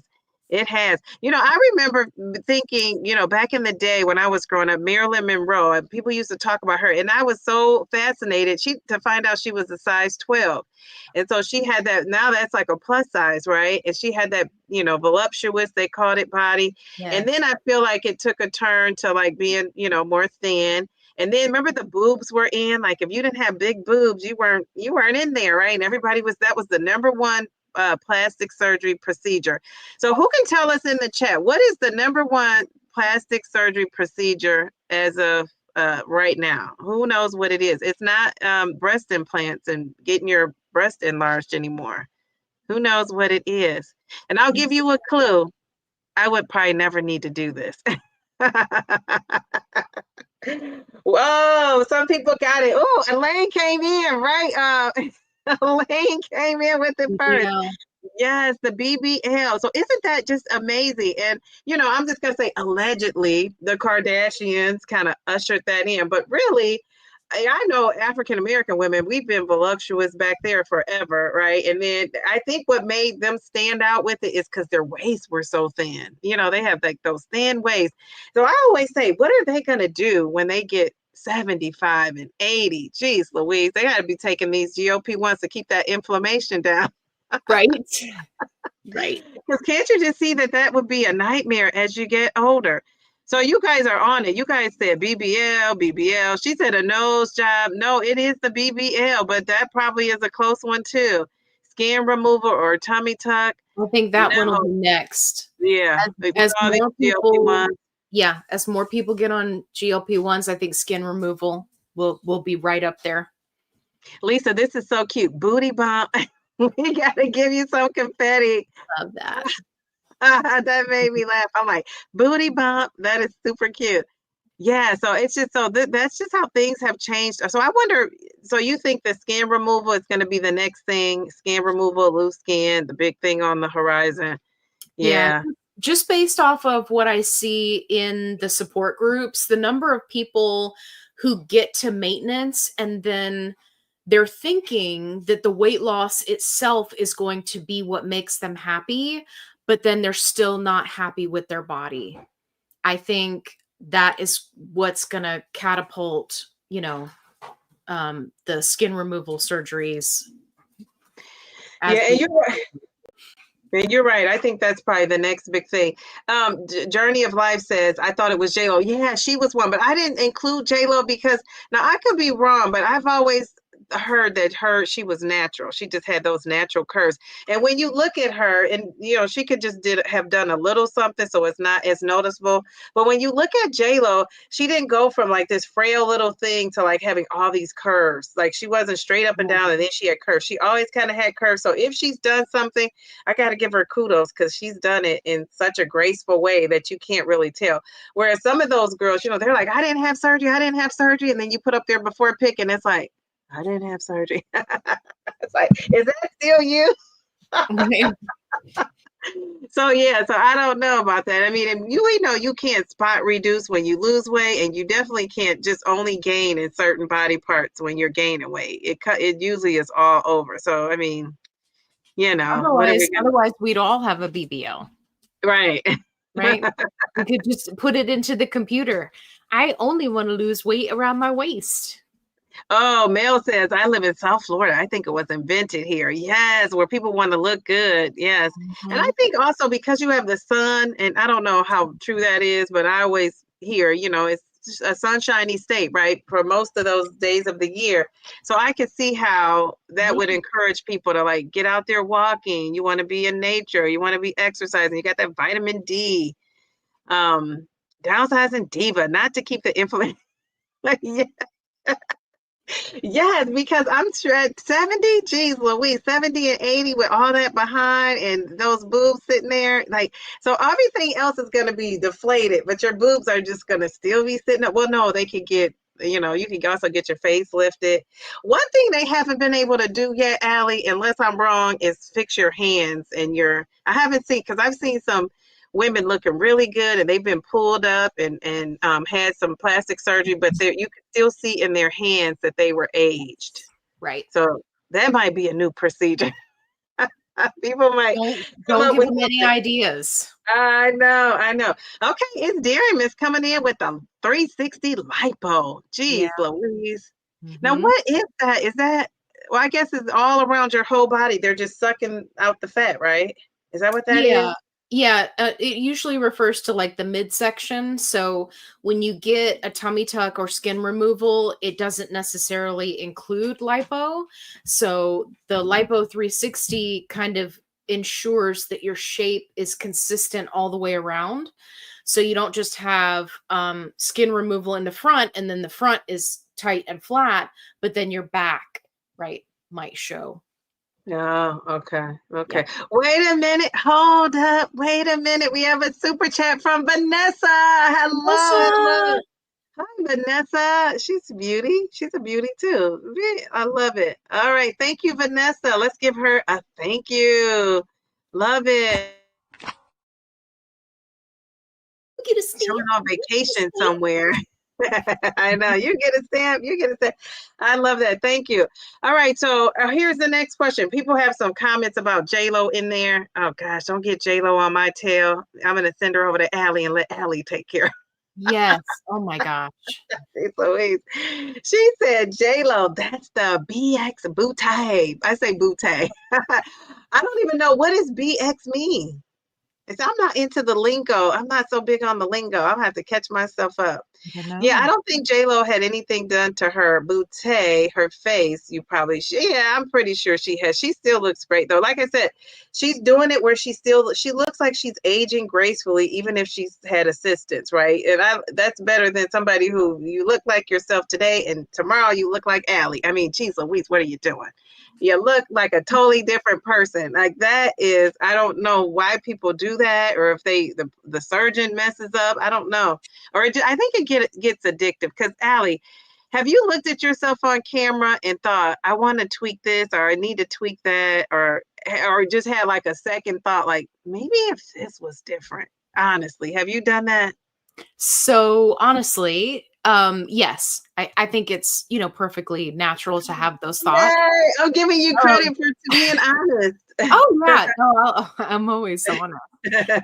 Sometimes it's my downfall, but yeah. So like, I know one thing that I've kind of been, it's been like my little side project has been like the neck firming creams. So I've been working through quite a few of them. Oh my God. None of them work. So I keep kind of going through, and I'm trying to find something that's, that could be helpful to people. So yeah, so right now this right here is really the only thing that stands out to me. The rest of my loose skin and stuff, like it really doesn't bother me. I've gotten pretty good at covering it up. So yeah. I asked you that because now, I can relate to how some of the celebrities feel. I used to say when they would be like, "Oh, had a bad light. That's why I didn't look so hot, this and that." And how I can relate to that because my lighting stays bad. And when I have a good lighting day, I'm like, yes, yes. Or you get a good picture. I've had pictures where I look so dark, like trying to take a thumbnail, of myself. And then I have pictures that look like I lighten my face up. And really, I haven't. It was just a different light. So I get that. But I also see like my smile, I want to tweak. I see like, oh my God, if I had this, like I had a blemish on my face, I still do. I put a little like makeup on it, but I was like, I'm not going to bother it. Like I wouldn't have cared about this before being on YouTube. I'm like, I'm just going to let it just do what it does. And every time my daughter would come up to me, she'd be like, Mom, I think, aren't you going on with Allie? I think you got to do something about that. I said, no, it's fine. I'm doing it. So it kind of blended in. And then I was like, I've looked it up and it's like, just wait till it takes care of itself. And I could not help myself. And I just was like, there. I just thought it was there. Well, it really wasn't ready for me to do that. But like before, I wouldn't have cared about that or worried about it at all. It'd just be like, oh, well, it's just there. So I do see how it brings that to your attention. But I think you got to have somebody to like in your life that says that enough is enough and don't do that, right? And I think I Right. have those people. Do you think you have those people too? Like if Oh you yeah. want to tweak a little bit too much. So, but I guess if you're a celebrity and you have money and you could just call the doctor and you don't care what anybody says and you can get done whatever you want to get done. So that's just, that's kind of I think how people are. Wait a minute, hold up. We got another super chat. Wait a minute, did I lose it? I just saw it here. Mel to the B. She says, question for both of you. If money was not an issue and you could have 24/7 spa-like recovery, what procedures would you have? That's a great question. Great question. Geez, so first of all, I'd be at the spa a whole lot, but I'm going to let Allie answer that first. Yeah. So money's no option and we're getting pampered treatment for recovery. I would say um the first thing I would do is get to whatever goal weight. I see so many people that are on this journey that are like getting procedures done like as they go. And then they end up having challenges later on because they're not happy with how things look. So, first thing I would do is, right, get to whatever my goal weight is going to be. And for those of you who may not know me, I don't have a goal weight. I'm just winging it. So, but if that was the case, got to the goal weight, I'm happy, I'm stable. I would definitely do the skin removal and 360 lipo in the center because that's where I keep most of my weight. I would do the skin removal at the inner thighs. By the way, if you've never seen me before and this is your first time seeing me, if you'd like to see me mostly naked, I do have a video on my channel where I show you all of these things and how they've progressed over my weight loss. And I would also do the underarm surgery. Mm. And then I might even do something for this neck. Right. Yeah. depending on, what happened. I mean, I wouldn't be like, "Hey, everybody, it's Allie," right? I'm not gonna go, like, overboard. But I would consider, tightening that up just right there. Not doing anything to my face, but just, like, tightening it up right here. Okay. Now I feel super vain, so Shay, take it away. Well, the first, and I probably will do this. This is not plastic surgery, but I have like a space in my tooth, and I feel like it's, the doctor told me like a while, the dentist, oh, you have such great teeth. Oh, your teeth, people pay to get your teeth when it was Yeah. smaller space, right? And so then it was like this dentist. I could just see him now. He was one of those dentists. He reminds me of me. Like you want to do all these fun, creative things. You want to be, doing all these different things. But he wasn't quite knowing what he was doing. I don't think so. And so I ended up not, staying with him as my dentist, but, so I just was like, oh, okay, no big deal. Well, wasn't thinking that it was going to grow and space out. And so then the space got bigger. It reminds me of like a gap, how somebody has at the top. I kind of have it at the bottom, but now it's affecting my other teeth. So I've talked to my doctor because, now that because the space is there, your teeth naturally spaces out if there's a space there. So Right. now it's kind of spacing out. So now I want to just get I don't know what you call that, Invisalign. So I'm probably will do Yeah, that. yeah. I'll probably do that but my dentist is a newer dentist. He's such a nice guy. He's, when I say newer, he's younger and was just starting. And he said, I don't know if I could, I don't know if he said that space might be too big. He said, I'm going to send you to whoever he was his mentor and he came under. So that kind of turned me off because I didn't want to do all that. I just wanted to be easy breezy. I felt like, you're putting too many steps in there. So now that he's been doing this thing for a couple years now, he's like, yeah, well, I could take care of that space for you. If Shay, I could do it, da, da, da, da. So I'm like, okay, so should I do it? So I'm thinking, but my daughter's going to need braces, I believe. So it's like between her braces and getting that's going to be, expensive. And I'm trying to retire Allie here in June of Nice. 2026. So I Okay. don't know what I'm going to do, but that would be what I would do. And then I like to be pampered. So I would go to the spa. I would get me I don't even drink, but I think I'm going to have a mimosa, Allie. I'm going to have a mimosa. I'm going to get my face, like how they get all the stuff out of your face, the dirt, the facial. Yes. I'm going to get like a massage and not just a regular one. I want a deep tissue. Massage. So I want that. I want acupuncture. I want to have that done, get all the creaks out. And I think I want to have, the whole mani-pedi of it all. I just want to do that. And because I can, what did she say? We can have 24/7, no cost is the issue.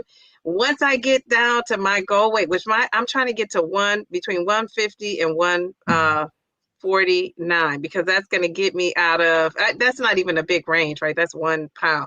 But I actually my weight loss twin in here, Bellflower, she sent me a little graphic and it said it was like a chart and it tells you when I get to 159, that's the highest I could be and be not overweight. So that's my goal. I'm trying to get there. So when I get there, I think I'm going to have flabby arms. So I think I would, if I was to have a procedure, which I don't see myself doing it because I'm such a baby and scared about that. But if I did, that's what I would do. I would get my arms I don't wear like sleeveless shirts. I'm like really sensitive about my arms being out, but I'm feeling a lot better. Oh, look at you. But I don't see it. It's covered up. I don't see it. Oh, well, do you want to see it? I mean, I'll show I think you. you look fine. No, Allie. No. Allie. No. No. Right there. No. Right there. That looks so good. If I had that. But it bothers me. And so like everything I have is like this length of sleeve. Yeah, see, that's me. I will not go with I could be in the heat of the heat. I'm gonna have my arms covered to a degree. Me too. So yeah, and it's so I feel like they make the cutest tank tops, and I feel like I'm missing out on it because some tank tops you can't wear and wear something over it. It just doesn't, it messes up the whole flow of the tank top. So one day I'm gonna get to that. So but thank you, Mel. We gotta give her a thank you. Let me give her a thank you. I'm gonna turn on my fan while this is thank.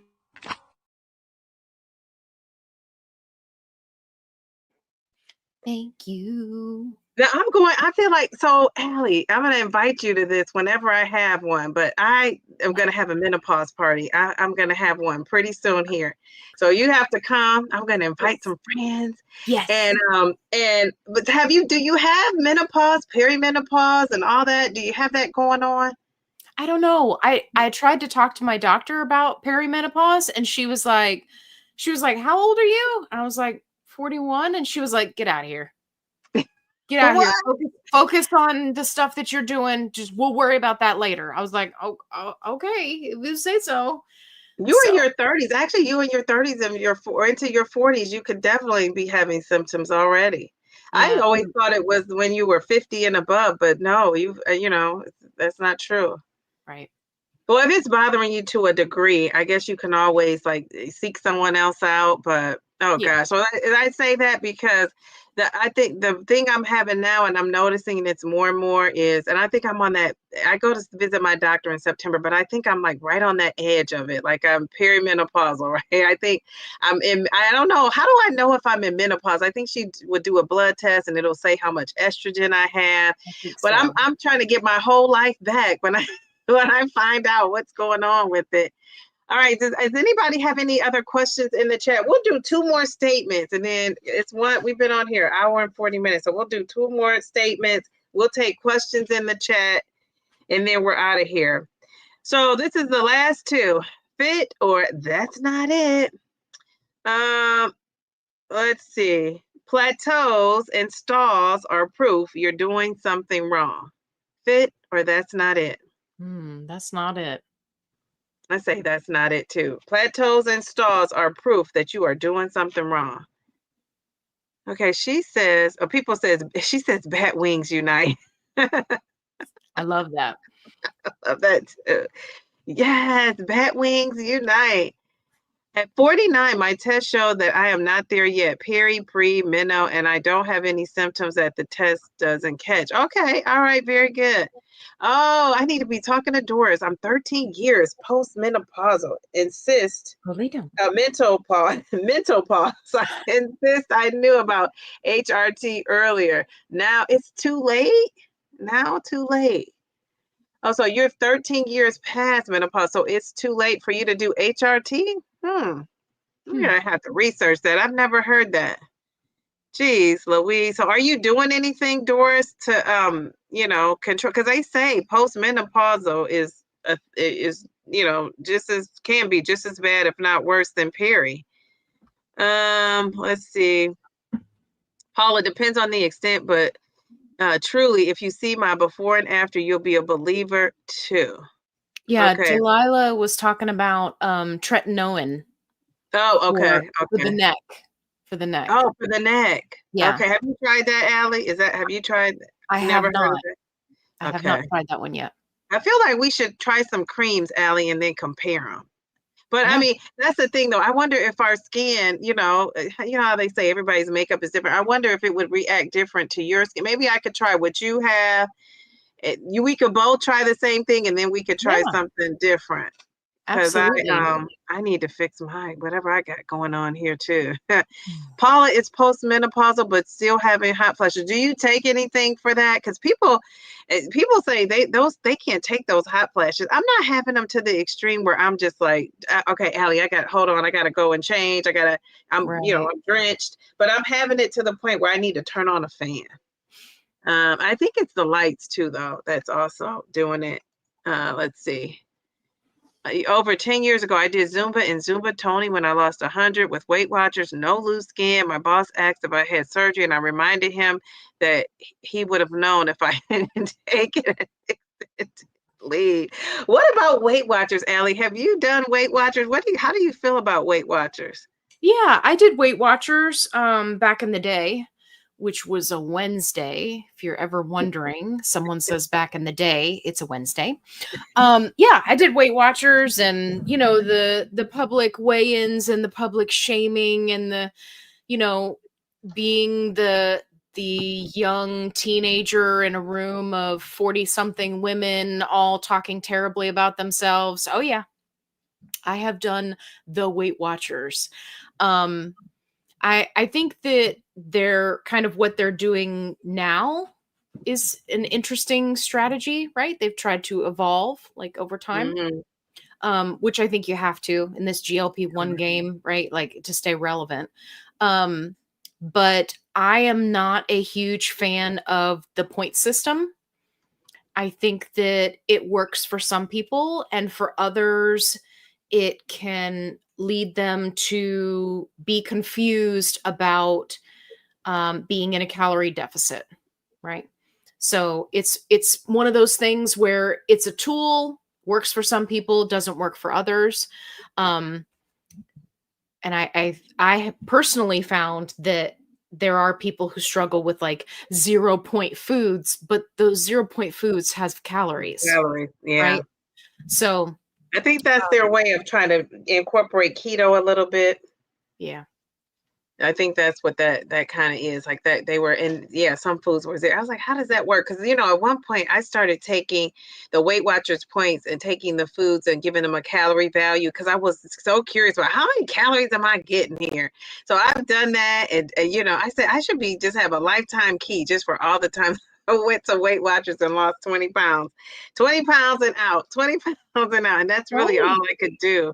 I think that there are a lot of people that can, relate to that. Definitely I can. So, losing it grays, who am I roasting next? You'll just have to make sure you follow along. I've got quite a few doozies packed up, ready to go. Yeah, because they're over there on TikTok where I'm afraid to go. Yeah, well, I don't make a lot of TikTok videos, but man, there's some really good content over there. Just waiting for me to roast them. Yeah, I said when I retire, and I mean, who knows? Like, a girl has a right to change her mind. I may change my mind, but I said when I retire, I'm going to go on over to TikTok and see what I can see. Explore TikTok. I just think I'm not sensitive. So I shouldn't use that word, but I think I don't know. I don't know if I fit in over there because I wouldn't give it back to people like they need to have it given back to them. I wouldn't do them justice. Yeah, there's a lot more negativity over there. So it's challenging for creators over there. That's why I just stick over here on YouTube where people are happy and looking for information and long form content. I love my on TikTok at all. You don't post stuff on TikTok? I have a couple of videos, right? Because I have a channel over there, but I don't do anything with it because it's just like it's most of the trolls that used to be on YouTube all migrated to TikTok, like all the 13-year-old boys that are like, you're fatty McFat, right? They're all over on TikTok now. So I'm like, oh, great. We can just come over here and breathe and have conversations and not have to worry about it. But yeah, TikTok. Allie, did you ever get your Facebook page back? So, no. So my Facebook group, that had 10,000 members. 10,000? Yeah, we lost it. Now, did you do something instead of? I remember you saying we were going to try to do something, but I don't know what that was. Yeah, so I had a backup group and I appealed it 3 times.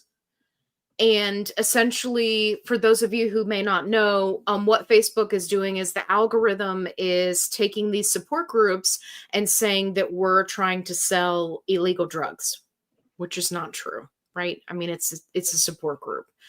But because the appeal system is so terrible, we lost our entire group. And so now I'm having to rebuild it. I think we're up to like 1,500 peeps.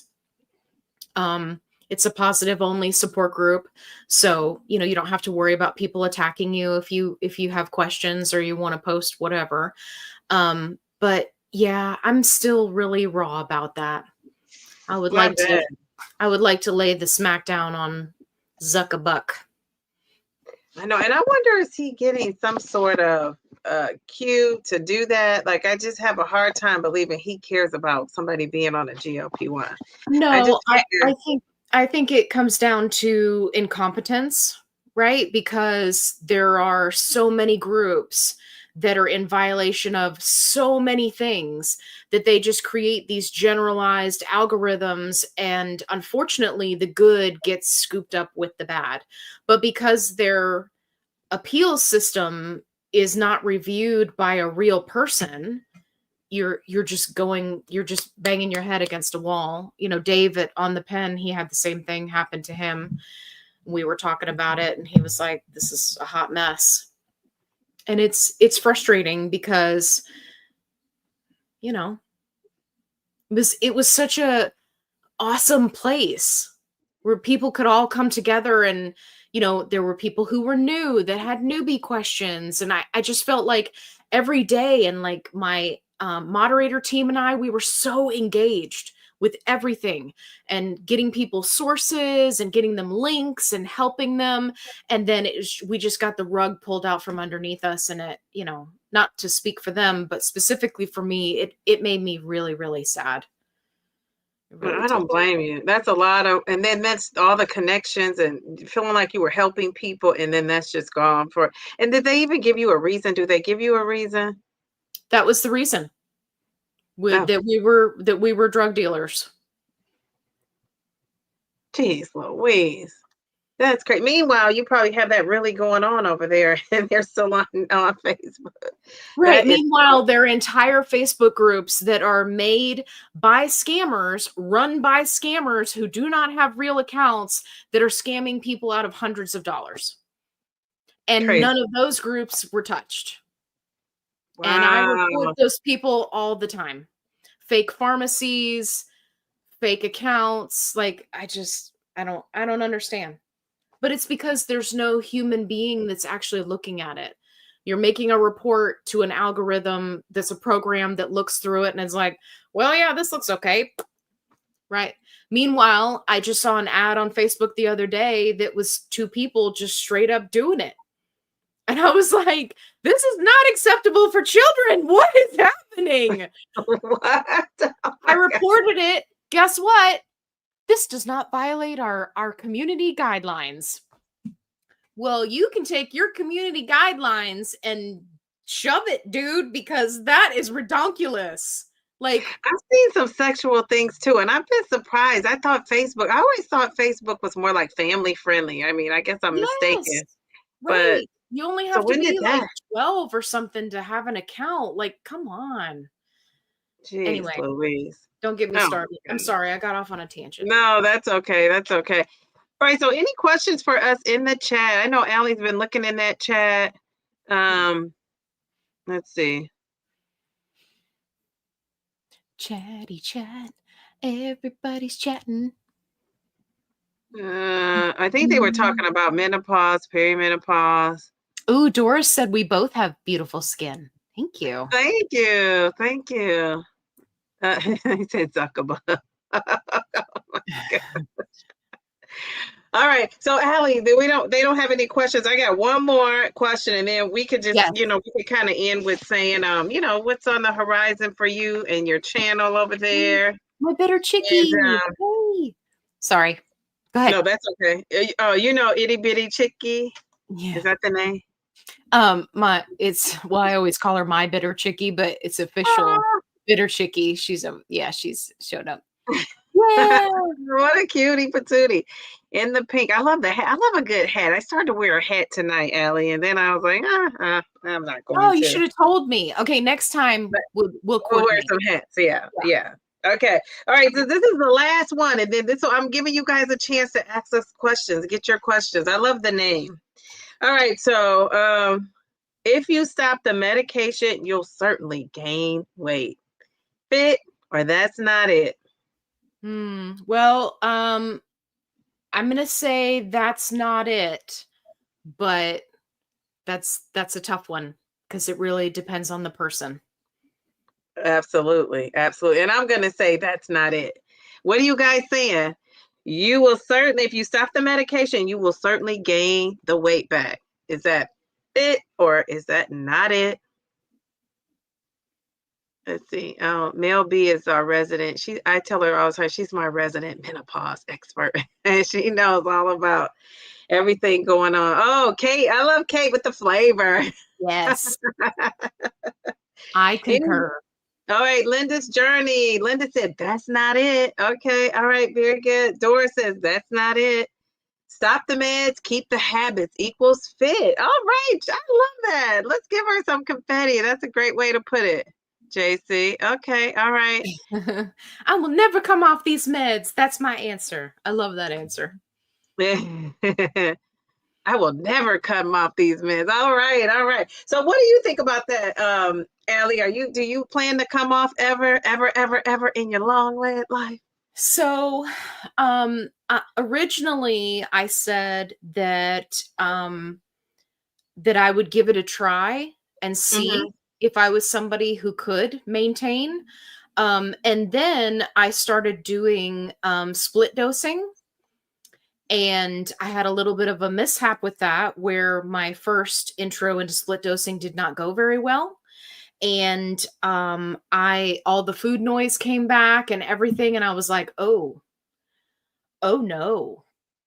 Oh, why would we want to do this? This is a terrible idea. Whose idea was that? No, we are not going to. So, um, I think that just for the other health benefits, right? Not necessarily weight related benefits. I think just for the other health benefits, I would keep taking it. You know, Yeah. and it seems like every other day they're coming out with new GLP-1 study. It makes you a phenomenal person. And I'm like, see, I told you it's good for all these organs. And they're like, we're going to continue to do more studies that say it's great. And I'm like, you keep at it. Good job. Yeah, there was a recent study that it helps with your liver, your fatty liver, and all, I was like, "Geez, Louise, it's everything they're noticing, all these things." Yeah. So yeah, I'm Liver, excited. kidneys, dementia, like they just keep heart, they keep coming out with stuff. Wow, wow. So I wonder if all those things are tied to obesity. That's probably why they're all tied to it. I was did I lose my train of thought? Did my perimenopause kick in? No, I think I was gonna say I used to be someone who said, I'm gonna get to my goal and I'm getting off these meds. And I don't know, I don't know if I've changed my mind only because I think the inflammation of it all, Allie. Like, geez Louise, I can jot up the stairs. I'm feeling young. I'm feeling feisty. you know, Yes.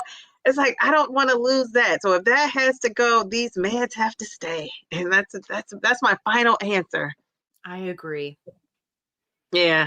So were you saying at the beginning you wanted to get off the meds, or Yeah. have you So always? Okay. yeah, well, I said I did a study, a study.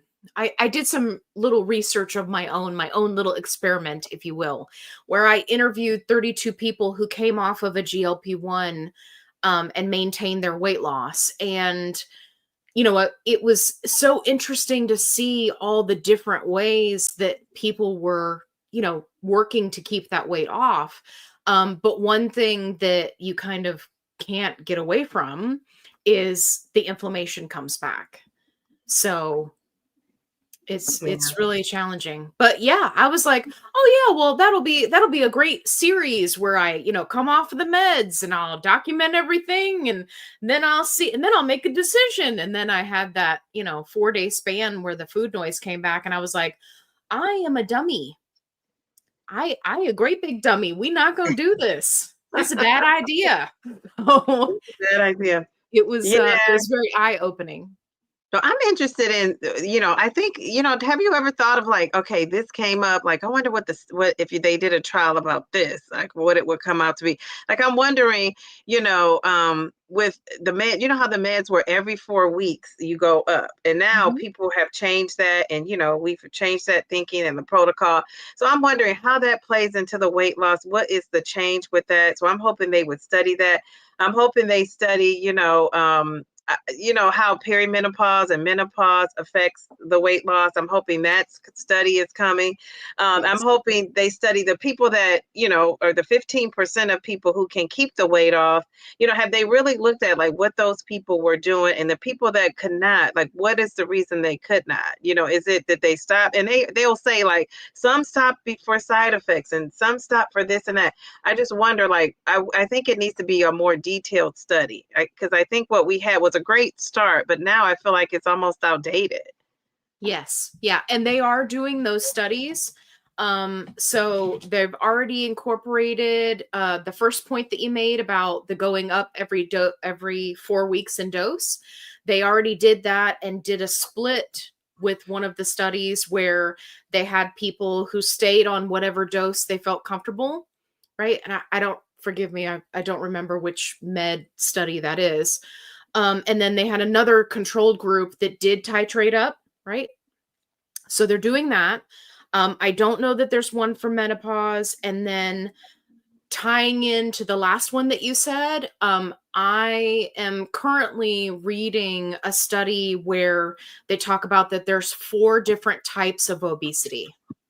Ooh. So I've got a video that's going to be coming out about that. And I think that's going to tie into, you know, some people who are non-responders, some people who are hyper responders, some people who, you know, are able to come off the meds and maintain the weight loss. I think, and I predict, just my personal opinion, that it's as we learn more about those 4 types of obesity, it's going to tie into that.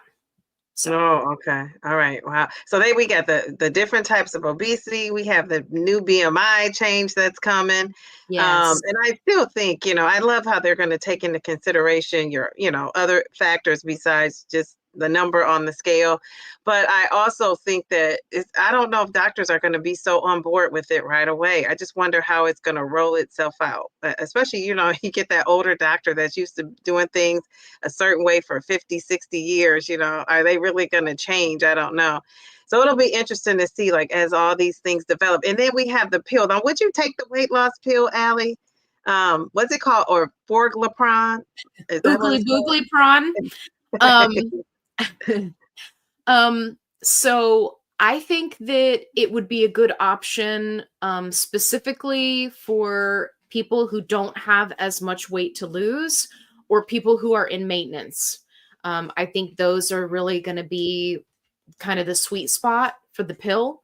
For me personally, I don't know. Girl, I love me my Mounjaro. Right? Like, is it gonna make me feel the same way when it comes to the inflammation and the clarity of mind and the energy that I have and I don't Well, know. the one good thing is we can always try it, any of us, and then go back. I think it's going to open up access because they don't usually charge more Yes. for a pill. So that injection of Yes, it and I all. love So I think that's going to help it. And then they say that it still works. Well, the results came out though for this third. I think they were in the third leg of the trial, and it wasn't as good as they thought. So, I don't know if that's going to be a big seller now, because now you have some other companies where theirs have still been, neck and neck or, kind of beaten, Zepbound and Mounjaro. So I don't know what Eli Lilly's going to do, but they have so many things down the pike. If they have a miss on this pill, people will still buy it, right? Because some people just can't afford the other Oh yeah. medications, and, maybe they're not as sure about compounds as we used to be.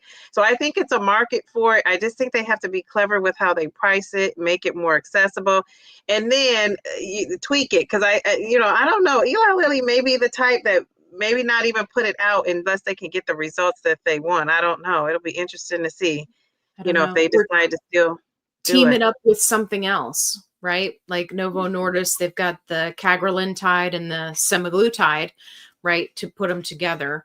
So maybe they'll team it up with something else or have Yeah. it as an option to team up with something else. I don't know. Yeah, I think they're going to have some tricks up there. See, but what do you think about them raising the price in the UK? Even though they said they were planning on doing that anyway, but it's still not what we're dealing with over here. You trying to get me started? Okay, so I there are a lot of people that are online rejoicing about this, and they're like, oh yeah, they're raising the prices over there, that means they're going to drop the prices here in the US. And that is a really big pain point for me because that's not what's going to happen. And the only thing that it did was it hurt people who are self-pay in the UK, especially those who are on the highest dose, which was the one that got I think it's 170% price increase, Right, like, yeah. right? I mean, that's not helping anybody. And it's actually not helping us either. Because if the whole point was, oh, well, all these other countries, they get the meds cheaper, so we should be able to get it cheaper, and then they just raise the prices everywhere else, then they don't have to bring them down as much over here. So I don't think it's what everybody thought it was.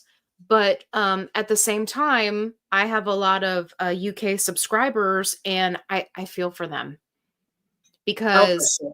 everyone should have access.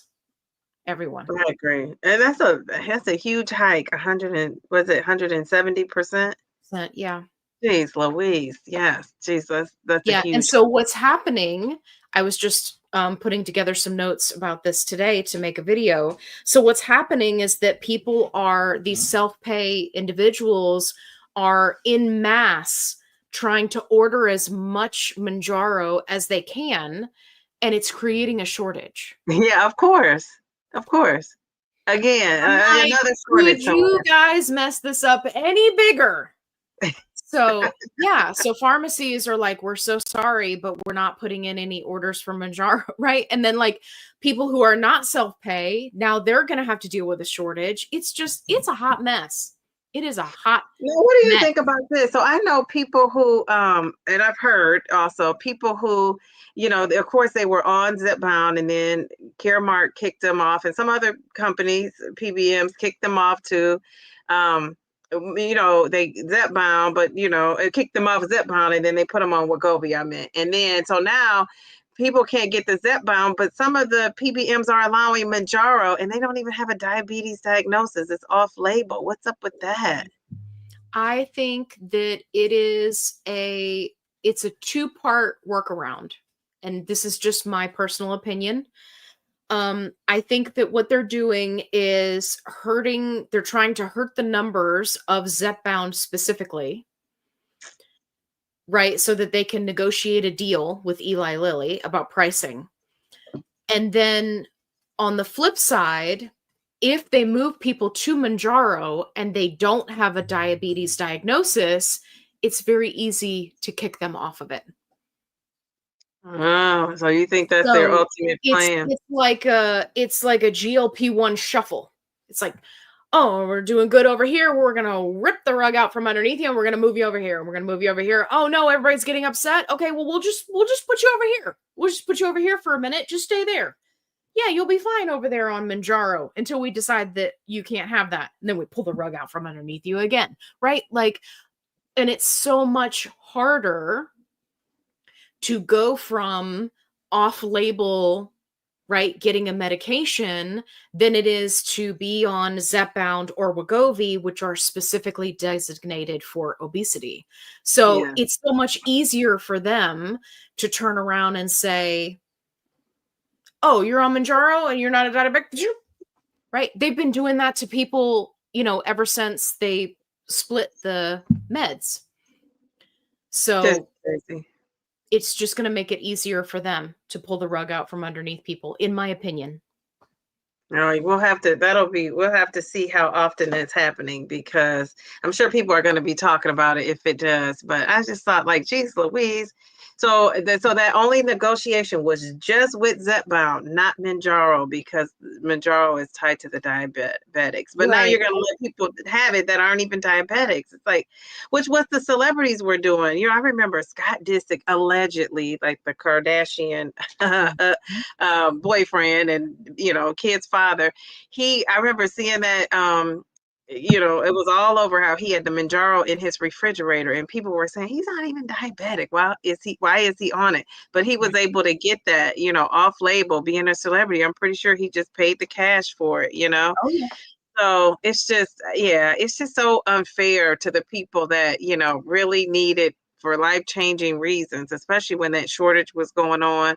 Yeah. That you're doing it off label and all of that. I think that's why I think that's what made the whole maybe the compound and the branded, and I think that's why they had everybody in the tizzy because I think that when they were letting people go up, how everybody was going up those 4 weeks, every 4 weeks, and then people figured out, I don't need to go up every 4 weeks. The insurance company weren't making you stay on weren't, telling you couldn't go, leave a dose. They let you stay.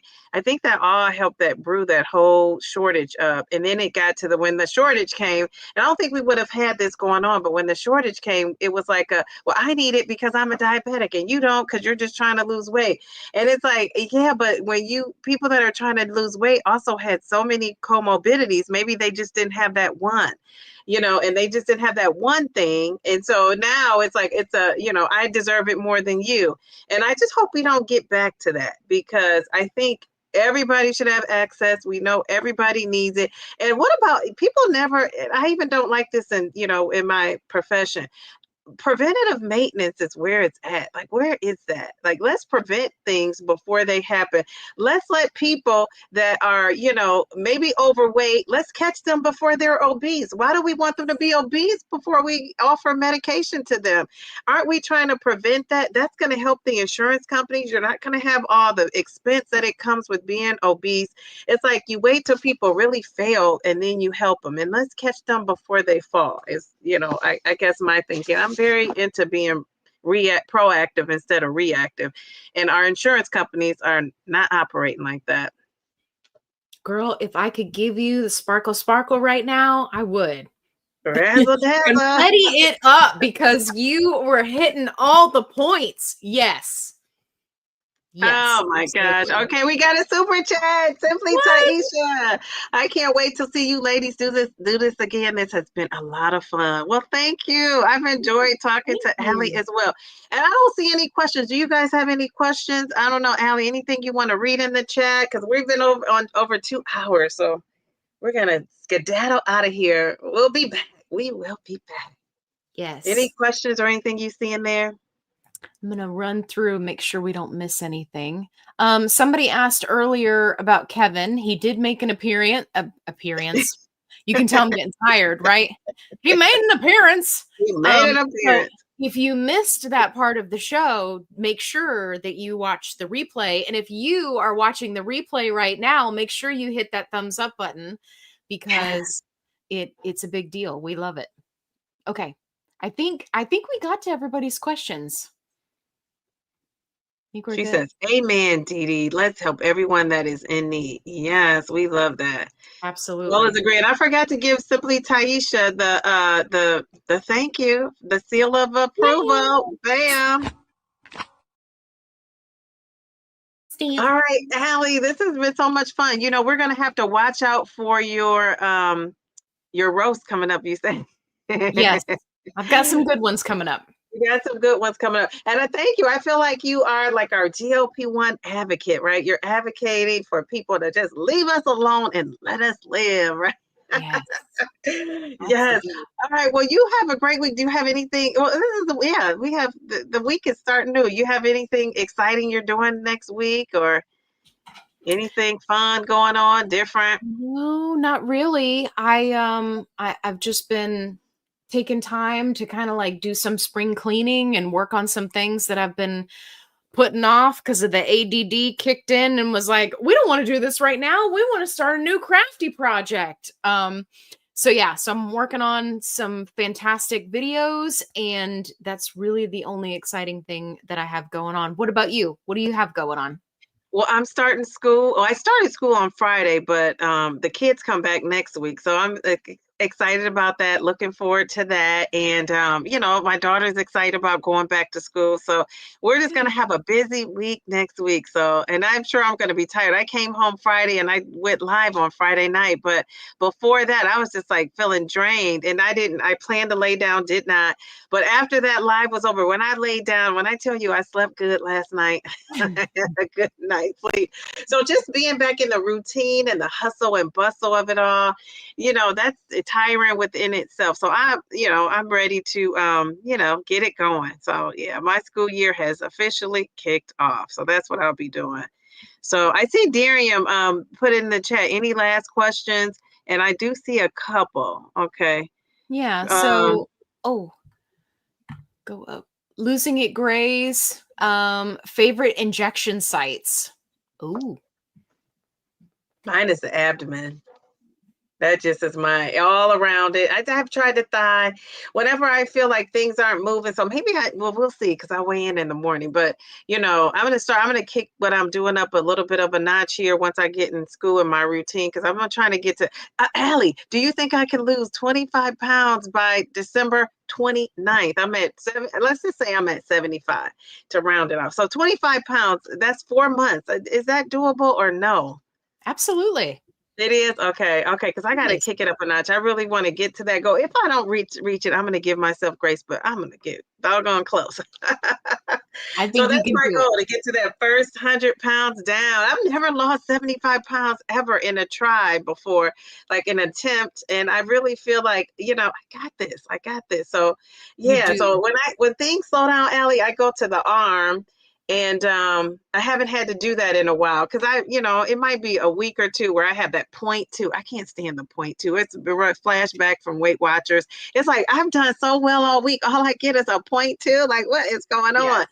So I've just been kind of like just in limbo here. So I got to kick it up a notch. But that's my goal and that's my plan. And that abdomen is going to take me home. Yeah. What So about you? yeah, my injection sites have changed over time. So I used to be all about the thigh, and then I lost a significant amount of weight, and then I had to switch to abdomen just because it was more comfortable. And now if I had to pick a favorite, I would say probably love handle, but really anything abdomen is good. Oh, So okay.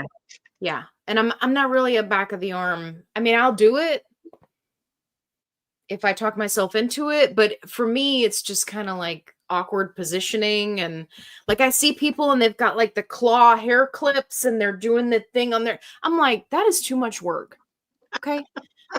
That is way too much work. I just want to do my alcohol wipe and do my injection and be done. Wham, bam, thank you, Yeah, ma'am. Okay. I don't me have too. time to find a hair clip and stick it on here and be uncomfortable and then get my shot. Like, who has time for that? Not me. Jeez, Louise. Thank you, ladies. People are saying you can do it. Yes, yes, yes. I might have to call Yes, you Allie and say, can. Allie, help me? What is going on here? No, I'm going to do it. I am going to do it. I am determined. And there's nothing I like more than a good challenge. How about that? Yeah. All right. I see another question in there. Both ladies, what has been your biggest health improvement since starting Mounjaro? Oh my gosh. Mine is my A1C, Allie. My A1C coming down. It's been the biggest health, benefit for me. And my high blood pressure. I had high blood pressure and it was like in the 130s and, sometimes it got to the 140s. One time my all-time high was 151 over 90 something. And so when I first got it down, my first normal, it was back in November. And I said to my doctor, she's like, "You're going to be so excited." And she said, I said, "Should I do a jig? Like make some room?" My daughter I was all excited. My daughter was excited. And then I got like an emotional moment kind of came over me where I felt like I am doing this. Like I've just felt so proud of myself. So yeah, those would have to be my biggest two. And then of course the inflammation is just, I mean, I don't know if I could put a price on that. That's just has been wonderful because it has allowed me to be more mobile. I, like you, didn't start off with a hardcore exercise and all that because I just thought it just didn't feel good. So why would you want to do something that doesn't feel good? And I love the people that can push through the pain and do it anyway. But I think at my size, you got to worry about that. I was and even now, you got to worry about injuring yourself. Like, and a doctor had told me that I went to the ER one time because I thought I had a blood clot in my leg. And that's just how inflamed I was. And he said to me, I'll never forget this doctor. He told me he used to be overweight. He was the ER doctor. And I said, I don't just want to, just of you to run a blood test. I want somebody to look in my, I want an Yeah. ultrasound thing, Yeah. basically. where they run it over you. They look at your, veins and all that. And so he said, I don't really say this he said, I don't waste my time and say this to most people that come in here. He said, but I have a feeling that you are going to listen to me. And he just told me, he's like, I used to be this weight. This is what I did. Now this is like pre-GLP-1. He said, this is what I did. And he said, strength train. He said, don't get yourself so involved with the cardio. He said, because you don't want to injure yourself. You have inflammation in your knees, and that was ended up being the problem. And he said, he said, and you want to have, as you age, you want to be able to fall. People are going to trip and fall, and you want to be able to get back up. So he told me, do that strength training and focus on that. And he said, then just walk. He said, don't bounce up and down, just walk, just basic walking if you want to get that cardio in, which is important for your heart. And so I really took that to heart. So when I started the GLP-1, I thought about that. I had a flashback of talking to him, and I thought, I'm going to take his advice. So I was doing things around my room. I always say my room because I wake up and do it, or at night before I go to bed, I would do some things. And that really paid off. I think that's why my bone density and my, my lean muscle mass was so good with my DEXA scan. So we'll see if I hurt that at all, Allie, because I go back here. So we'll see if I was able to maintain or gain some muscle. And then, of course, they tell you how much visceral fat you have, but that's just a testament to anybody who, because sometimes you see these, gurus, doing all the things with the exercise and the weights, and they're doing this and they're doing that. And I think it's okay to start off very slow, if not at all, maybe just get some weight off first and then ease into it.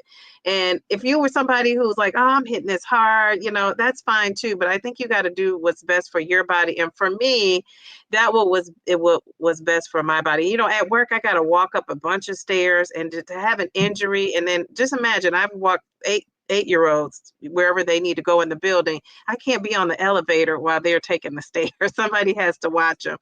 So Right. That's why I needed to kind of protect my, self and not just dive into the exercise. So I'm kind of proud of how I was able to do that. So I said all that to say it is just, I can't name just one. I had more than one. Right. I can't either.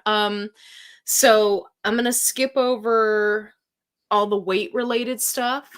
And one of the things that I was not expecting that has been a huge life changer for me is the mental clarity.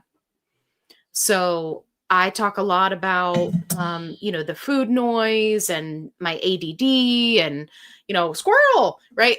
And for me, having the mental clarity has been a big game changer in my life. I am able to focus now in a way that was so hard to achieve before. And the other two things that I really love, again, that I wasn't expecting, because you can't have just one, right? My gluten sensitivity is gone, and my lactose intolerance is also gone. Wow, yeah, that's right. I love being able to eat bread. I wonder what the science is behind that, though. That's just amazing. I don't know. But you'll take it. You don't care what. Yeah, Eli Lilly, email me. Let's do a study. Let's figure it out, because I'm not the only one. Like, other people have experienced that too. So, and I would love to know, like, what causes that. It's wild. Wow. Okay. All right. Well, Allie, we're going to talk right after we get this, because I got to get that cream so that I want to try the cream out. So maybe we can be smooth. Yeah, we'll review them together. Okay. I love it. Well, thank you, everybody, for joining us. Thank you to everybody who gave us the super chats. That was so sweet. We really appreciate that. Thank you for spending part of your Saturday night with us. I do appreciate that as well. And we will see you soon. We will be back. The Mounjaro sister. We have to do the salt and pepper. I was trying to see how I could get, access to that song or part of the song. So yeah, we'll have to do something a little different next time. Yes. All right. Well, you guys have a great night and stay safe. And whatever you do, just remember, slow and steady wins the race. Just don't quit. And if you go fast and furious, That's great too, but just don't quit. Whatever you do, stick to your journeys, your own journey, whatever that is. And we've got this. We have got this. We've got this losing. We've got this in maintenance. We've just got this overall. So I'm excited. All right. Good night, everybody.